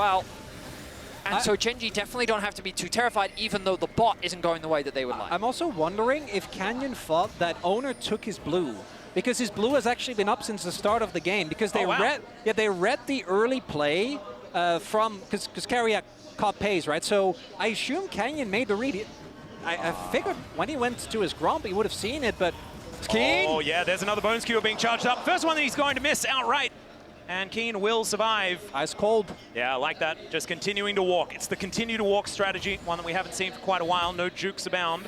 And Chronicler has been talking about this, the impact of the supports, right? We saw it from Carrier game 1, game 2, we saw Lehens very active on the map. Game 3, I think both supports were trying to make plays around the map, but with Carrier kind of just finding those advantages because T1 was finding advantages. But now Carrier's on a champion that has so much agency, but his AD carry is low. Oh yeah, Gumayusi in a lot of trouble. Does have to use that cleanse. Okay, he's going to take some damage back though, as, yeah, that's a decent trade. Remember Still, they did summon a spell advantage. He did do that thing last year. Yeah, I remember that thing. Outplayed. I was about to say they did buff the lethality virus a little bit more, and as you rightly said, this man has a bit of a history on this champion. I'm actually surprised it hasn't come out more this Worlds, to be perfectly honest. I think it's in a decent position, especially in the hands of players like Gumayusi, who are so incredibly good at it. We talked about it on the way here, didn't we, Atlas? Yeah. Where, like, the mobility and how, like, in the meta it feels it can be difficult to play, but in a position like this... Yeah, Faker looking for Canyon, trying to find that opportunity, scaring him with where this charm might go. Point blank, the charge, the stun, but the knockback with the monster shot is not enough. And first blood goes to Faker's Ahri, and it's Faker's Ahri. That's the biggest thing here, because Ahri has been such a curse for so many teams. We actually have the stats here for both Faker and Chovy, and it is a different story when it's the unkillable Demon King that has it. As another charm is going to get Gumayusi executes. Lehens, they do try and even out the fight as Faker is evicted, but T1 is still standing their ground. A great start for the defending world champions as GenG do manage to get back some control of this grub pit, and I believe for the very first time we're going to trade a couple of grubs instead of just taking That's a prize though. Lehens gets blown up, but it's the kill on Canyon in particular that is the biggest thing here. Early on, getting taken out. Faker further accelerated than Chovy on a nerf Tristana, not able to find the impact as this couldn't be a better time for this graphic to come up. No, exactly right. Here with match point in hand, Faker on a champion that he's been synonymous with for a very long time. There's quite a few of those, of course. Sure. Ariana, Azir, Rise, like But there's this one has plenty. a special Zed is a pretty skin. good one. This one does have a special skin. LeBlanc also has a special skin, and the win rates for both his LeBlanc and his Ari are about equally ridiculous. So world skin aren't special anymore? Yeah, I mean, they're all special. I was just saying that Oh, there's okay. a lot I of agree. special. Extra special, okay. When everything's special, you have to sort of redefine where it lies, you know? Now, Possible GenG dive. have a stacked wave on the top side. T1 have read the play effectively. Faker's on the rotation. Carrier. Yeah, can he charge it? He does find a knockback onto FaZe. There's a crash into the wall as well. Lens just caught out and explodes. Onu's going to grab kill credit for that one, and T1 seem to do no wrong. It's an aftershock that ends up picking up the kill as Zeus is pushing on the bottom side of the map. 3 kills for T1. And we talked about the momentum earlier, but it feels like that this train just continues to ride in the way of T1's victory. And Lahens, that was a journey he did not want to take. Trying to punish Carrier, but we have seen this. I think with a lot of the jungle Maokais, you learn the lesson pretty quickly. If You the enemy definitely champion do. has a dash, do not just W in. He did it there, gets very, very heavily punished, and now we already have a 1.5K gold lead here for T1, only 8.5 minutes in. You wouldn't think, watching this series, that GenG have been the father of T1 for so long in their domestic history. Because Worlds T1 is just a different beast. They are the only team in the world where the plot line truly seems to be unbreakable. Yeah, the script really just seems, like, as much as you talk about it, it still seems infallible. All right, looking for a bit of an opportunity towards Gumayushi, but he does the walk strat, moves away. Carrier will be able to move back up again, trying to dodge vision as he does get back up there, but is going to be spotted on the edge of that ward. So full information does go on over. So moving into a state of slightly less action as we look towards maybe a dragon take. Of course, that hasn't been looked at just yet. Still 10 minutes into the game, would be a relatively late one. And one thing to do, keep in mind, is that this game still feels less explosive than the previous Pyke game we saw. And T1 did have some issues closing that one out. They Pyke, did. As good as Pyke is, and for as long as we've seen Carrier play this is type of the game state that you want, and I think we need to see more objectives, right? Like, I think the gold alone is nice, but I want to see dragons being taken early, and I want to see that Rift Herald take down that mid lane, because the moment that control of the map is ceded and vision starts to drop, that's when the Pyke feels unpunishable. And I also think that this whole series has been about who can play the game plan that they wanted to play coming out of the draft. And I don't think that either team has been denied just yet. In the shellackings that we had games 2 and 3, it's because GenG and T1 both enabled their win conditions so incredibly well. This time around, we haven't quite seen that happen just yet. Still an opportunity for GenG to try and turn the tides of this one with moving Chovy into side lanes, obliterating these turrets and creating leads that way. The only problem for GenG right now is they're not in a great position for grubs. They have just secured the dragon, which is a nice pickup for sure. However, on the top side of the map is T1's bot lane. Zeus does have the TP available. I'm pretty sure he has it available at the very least in a few seconds. So this is going to be a difficult objective to contest, meaning that 4 grubs will go in the favor of T1. Don't let it go. No possible contest, and a Nidalee composition that isn't able to snowball early objectives. And a Tristana composition that doesn't get a decent amount of grubs. Yep, quite rough, and there is vision. GenG obviously knew that this was happening. Oh, Carrier for a bone skewer on his on Keen there towards the top side. Canyon pathing back towards top, ready for a potential dive. Knows that Keen needs to catch this wave, and he's working with Chovy to clear out some vision. Nice spear connects. We're going to be saying that a lot this game, I feel. Yep. We'll see how impactful those spears end up being, though, as now these neutral objectives fall away from the Rift. We turn back to a neutral game state, and these teams turn their attention towards the remaining plates. 2.5 minutes remaining until those fall off completely, and you're going to be seeing teams cross-map. Look to try and secure as many of these as possible to funnel that early gold injection to get ready for those first items. As you can see, Malignance and Heartsteel already completed for Faker and Ona. And it's so interesting thinking about where team fights are going to go later on in the game, because I feel like anytime a Poppy exists, any team fight can go towards the Poppy team if that ultimate is going to be used effectively, especially when it's you know, say Owner gets an amazing ultimate and then gets just Poppy ulted away, and then, you know, if it's a 3-man ulti, he just dies. That could be kind of funny. Certainly some interactions that could work out there, but it really does change the tide of how this game is going to work. There's also a lot of champions on T1 that rely on their mobility to make plays in fights, right? Pyke is the most obvious one, but even for Ahri, it's the case is, I don't know if they really have an angle. They don't have any vision, so they don't want to risk it. 2v2 could not go their way, but the fact that the Maokai, even with Lahens having a really rough performance so far, in team fights, in theory, should be able to do something like, look at the game state, look at the map state. Keria is everywhere. Paze just keeps having to drop waves. Owner's looking for a possible punish now, and reinforcement on the way. I don't know if they're in time. Flash has to come out because those Chains of Corruptions would have just killed Paze, especially with the Scorpion making his way in. Lahens a little bit late to defend the summoner spell of his lane partner. Still, just plates going over for T1. As, man, that bone skewer very, very close to lopping down the tree. That's what you do, right? You lop down trees? Yeah, it's correct, actually. That's the perfect term. Okay. Sure. Herald, going to be the next objective that lobbing will be commencing. We'll see who gets that objective, as right now the T1 members are resetting. Vision needs to be replenished, gold needs to be spent. GenG going to push out these waves. We'll give them initial access to the topside river, but it means that they haven't had that opportunity to base, spend some gold, and look at those items between the 280 carries. No Blade of the Ruin King completed yet for Paze, or even Static Shiv rather, I should say. We'll see what direction he goes as yeah, and getting Gumayusi onto that single item before Paze gets there as well. We know what this guy can do with his Varus. He is just exceptionally strong on this pick, as Keria continuing to be annoying. And like you were saying, this guy is pretty good on Varus, as we can see. He's somewhat familiar, yes. Yeah, somewhat. This feels like a Hail Mary here for GenG. If they lose can't this start fight, a Baron, though, because Gumayushi's on Varus, like we were talking about. You can't do that. We're talking about plot armor. I mean, that's to bridge too far, as now Owner is just trying to bully them out of the area. Faker's actually gone back to base. He does have the TP available. He's going to commit it now to the top tower. Might even be able to grab an outer before he makes that flank happen. This is it. She'll be able to lock it in as Keen gets in there before the arrow does come down. Slightly mistimed, but yeah, Keen was already softened up. And you can see Zeus makes his way into the mid lane. They are taking control of the lanes as GenG are committing onto this Rift Herald.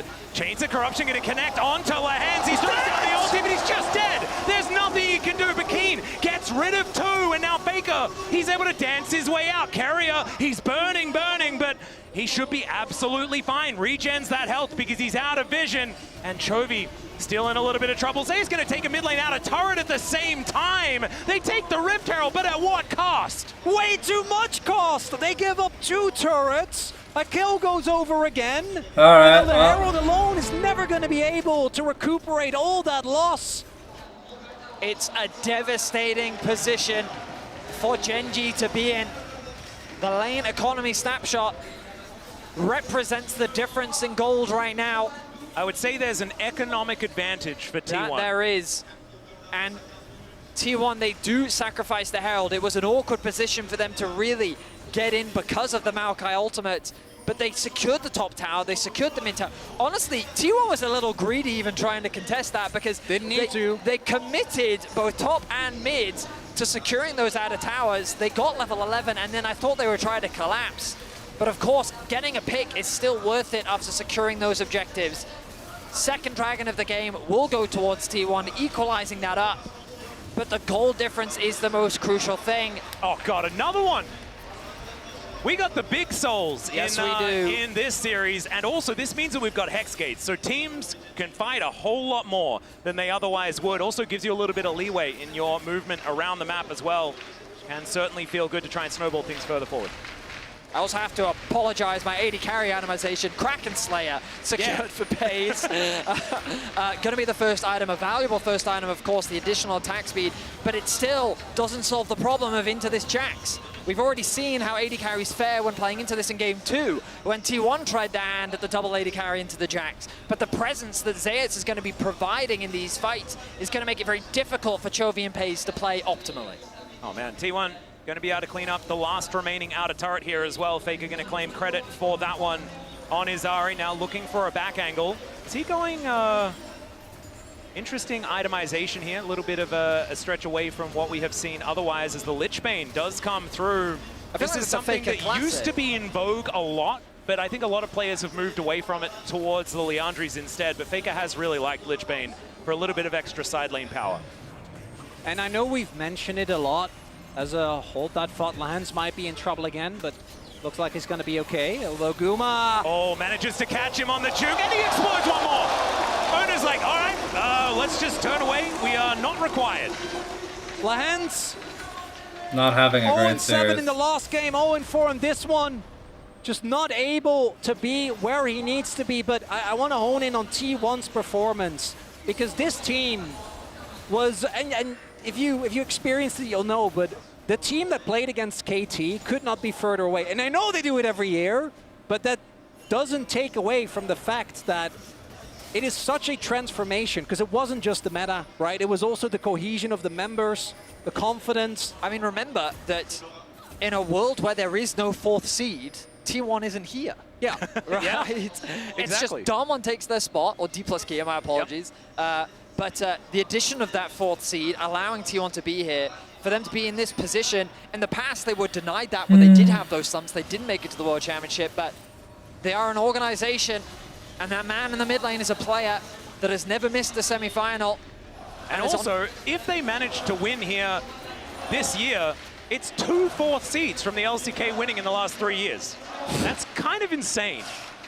That's even a thing we can talk about. You guys need to stop. We are getting a bit ahead of ourselves. We are definitely getting ahead of ourselves. T1 fans are definitely getting nervous. I apologize. I know I'm like not even allowed to tweet about this team anymore, if you know that. But the as soon point as I is, say anything positive, they lose. the reality is that the position that they're even in is already in and of itself ridiculous, considering the path that they took to get here. Which is why their performance right now should be reveled, given how well they've been able to level up. Now, as you rightly said, 5-0 is the score, the lead that they have. 5K is the gold lead. Baron spawns in 50 seconds. Dragon in a minute 50. GenG still have elements. They still have tools to turn the game around. It all comes down to whether or not they can punish T1 for their mistakes, and if they can find a good angle to turn these fights in their favor. And GenG have been pushed many times this Down year. 5,000 gold. Where are the objective bounties? TES brought them to 5 games at MSI after a 2-0 lead. They were able to persevere. Oh, Faker looking for the charm, doesn't get it. On to Canyon there, but gets the true damage on that Orbit Deception. As Lehends allowed to drive once again. I don't know about it as he gets pulled back immediately, but he's able to absorb a lot of it still. The answering impale is so good. The arrow is going to connect onto the backline, onto Carrier to deny him bone skewering anyone forward. And GenG, I mean, it was dangerous, but they get out of there after the charge, just not earning that much. A very tense back and forth as T1 is able to protect their mid-tier 1. GenG, the idea was pretty promising there. The Ash Arrow didn't actually connect onto the Skarner. If it had slightly further away from the tower, that could have been an opportunity for GenG at the very least to get a pick. But it connects onto Carrier on the back line, which they really couldn't follow up on. Ultimately, though, no one ends up dropping. GenG have good setup for this top tower, but the TP is committed. Can they dive? We'll see. It's going to be a fair bit of damage onto this one. Spear is going to be coming out perfectly. There's the twisted advance. The charm goes wide. Faker's dead. That is going to be Canyon taking him down, but it's now Zeus trying to be the hero. He catches Canyon with the Counter-Strike stun, and he's under the wrong turret. Lehends going to go down for the 5th time, and it's a double for the other solo laner. They may have gone Faker, but this is what he does. He baits them into death, and it's Baron started for T1. Every T1 fan has seen this one before. You think you catch Faker in the side lane, and GenG, they know they can't contest this Baron. They're just TPing to mid to try and get something in return. GenG just wanted the tower. Faker TP's in. They sit there and say to themselves, this should be an easy pick. His ulti wasn't off cooldown, but the collapse was crucial. GenG, I don't think you can do this Dragon. They're going to start it, but the collapse is coming through. Faker's back out onto the map. Zeus as well. All right. GenG do manage to make their way back out. As Keen also trying to get back. But man, this is only the start of the devastation. We've got 2.5 minutes of T1 with Baron. They're going to start by trying to take down this Dragon. With the resets coming through from GenG, there's not going to be an opportunity. Kimiushi coming on over will start to make short work of it. 2 items for this Lethality Varus. T1 really just have GenG exactly where they want them. This is such a change from what we saw in this exact matchup in spring of this year, but that was a very different GenG. That was a GenG that looked impossible to take down. They took 2 games then. They're looking to only miss 1 in this series if things continue going the way they're going. GenG with opportunities to try and create miracles, but it's looking like they're going to need exactly that. They want to make their way back into this one. Only a 4,000 gold lead. Still looking pretty rough. I mean, worlds aside, the fact that T1 is even getting revenge for a rivalry that has been so GenG favored domestically in and of itself is impressive. As we look back at the dive, the idea, I mean, it makes so much sense from GenG. Dive onto Faker. He's an easy pick. Even if the TP comes through, we can turn it. But they don't expect Ona to collapse this quickly as well. A beautiful flash from Zeus to get that stun for Canyon. He leaves the tower to finish off the kill, and they convert it onto Lehens as well. Canyon actually, I think, got aggro because of the Leandries. So because he hit the perfect spear to set up the initial damage, because there was a wave, not a big one, but would have been enough, but as a result takes so much damage. Baron still here for another minute. GenG just desperately clinging on to their world's dreams. Steadfast presence now on cooldown for a little while as T1 look to set up a 5-man siege on this inner turret. GenG bring this back. Is quite difficult unless the Bone Skewer comes through. The arrow is denied by the ulti from Keen, but now with only 2 stragglers here, Zeus will explode. It's Canyon that locks up the kill as Keen dives in once again. Pei is able to take down Carrier, but it's Gumayushi standing tall and taking down Keen. Still a positive trade for GenG is still huge news. Keen actually diving in there, denied the ultimate from Carrier. Otherwise, Carrier maybe could have gotten the resets, but because Keen jumped to his death, no resets for Carrier. He ends up getting focus going down, and it's not enough. But think back to that previous game where GenG held on tenuous for so long. T1 have shown tendencies at this World Championship to overforce. They throw the ultimate out, a beautiful response from Keen to create a numbers advantage. They have the confidence then to turn it back as they get a kill onto Zeus. And you'll see here this play. Nicely done from Keen to avoid the resets from Carrier. He knows how dangerous that could have been. And sighs of relief as GenG stay fighting here in Game 4. And help is not even there. I think that guy is just completely overly stressed at this point in time. I'm sure he'll be back as this game does go on, but there was a little bit of a grin on Marta's face. Coach Kim as well, not looking all doom and gloom. They are still in this. We'll see. T1, Baron has worn off. 2.5 minutes until that one's back up once again. Still a 4,000 gold lead, 5,000, something like that. Not end of the world, but 2 items now onto Chovy. 2.5 on Pei's. 1-0-1 now, actually picking up a lot of that money in the last fight. Could be huge here for GenG. Death kept done here for Faker. He's pretty strong. He is very strong. I would argue also just now the transformation for Guma. So T1 do have an opportunity. The one Drake, not as good of a cushion as last time, but still is going to be a big difference maker for GenG. Means that they probably should be able to get it to 3 items on their double 80 carries. The issues don't stop there though, because Zeus on this Jax in a wonderful position is building towards that stopwatch as well, allowing him to play very far into the back line. The problem I see for GenG is this poke is a problem. And Keen, I think it's going to be fine. Extremely tanky. Yeah, but the poke is a problem, and not only is it a problem, like, they don't have the best engaged tools. T1 have a lot of ways to just run away from a fight. Oda. What? Now, I don't think T1 need to be forcing this hard. Like, Dragon spawns in a minute's time, so does Baron. Ola committing his flash there, I think, is a bit of a fumble, because now he doesn't have the potential play set up with his ulti later. And, like, this is a tendency we see with T1 sometimes when they have a big lead. They sometimes overforce. They did the same thing against Top Esports. They ended up still winning because, again, the gold lead is theirs. But they need to calm down because, as you both have already highlighted, GenG are a patient team. They will happily weather the storm. I want to go back to the last game as well, though, because T1 were playing very patiently, very slowly, only taking the guaranteed advantages from around the map. This feels a little bit different. Might have something to do with that Pike being that good sidestep, but the charm is going to land here from Faker. That one chunks Keen. That's those 3 items that you guys were talking about. Faker also starting to get some Death Note stacks put together. One of the few tools that GenG do have is actually Canyon's heal. Every single heal is a base heal of 240 going up to about 500. If you are chunked, that alone is not going to be enough, but it might be the mitigation that GenG need to at least try and contest. And it looks like they are not giving over Soul Point for free. Well, Carrier is going to walk into Lehens here. Pike so incredibly squishy. There's the teleport from Keen. The front line will arrive. Chains of Corruption to go wide. As now Lehens, he's chunked out just a little bit, but he's going to throw his life away for a good position in a team fight. Carrier on a flank angle. It is going to be Ona taking soul point, but can they win the fight? That's a phenomenal ultimate from Keen, and Pace is untouched.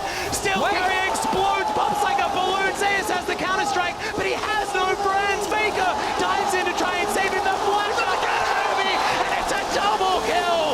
Pace now standing his ground. Gumayushi can't do anything. Oh my god! GenG running back!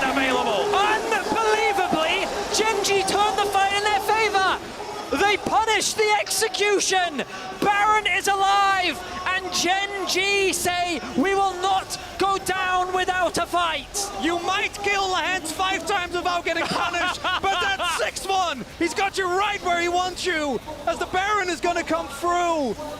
Oh man, and look, he may not have got the dragon or anything like that, but Canyon on this We brought it back! out even when it's not supposed to. Late game Nidalee is not supposed to be a thing, but man, Keen coming in as such a hero. The ultimate from the Maokai was huge. They're coming in from all angles, but Ona dying first. The target selection is great. They're all in the dragon pit. They then turn their attention to Zeus. A reset doesn't come through. Faker, he's only got, well, he does get 2 charges off. He tries to collapse on a Chovy to get the reset, but then a nice flash away from Chovy.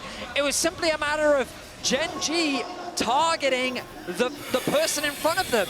And with the double AD carries in a front-to-back composition, Gumayushi just doesn't have the consistent damage. Well, Arrow gonna go wide as once again GenG are looking for Faker. Not again. And yeah, they're just like, no. Look at that. We remember what happened. Yeah, how, like, what?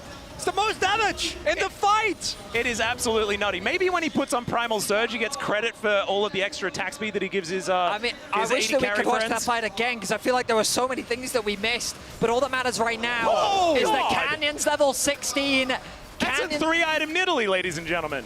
And now it's GenG that can begin their offense. The poke from them. We talked about Gumayushi's poke. Well, now it's Canyon's turn to get a bit of revenge. And Vedi, in the previous game, you told about the waters, you know, the feeling of, oh, what if? Maybe it was just a game delayed. Maybe. You were right, just a little bit early. GenG haven't done it yet, though, because all this has done is equalize the game, right? Oh my now, God. But look at that jump upwards, and the double AD carry now have hit their spikes. All right, Bone Skewer going to connect, but the spear does too. That is a decent impale, only onto one there as Lehens able to eat some turret shots, and he'll be okay. Man, that Primal Surge almost gave him his whole health bar back.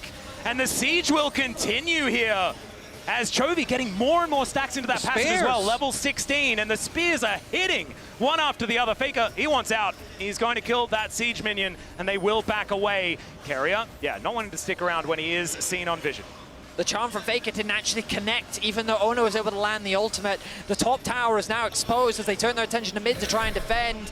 T1's base is beginning to fall apart. They still have some towers remaining, but as you rightly said, Chronicle, return to an even state.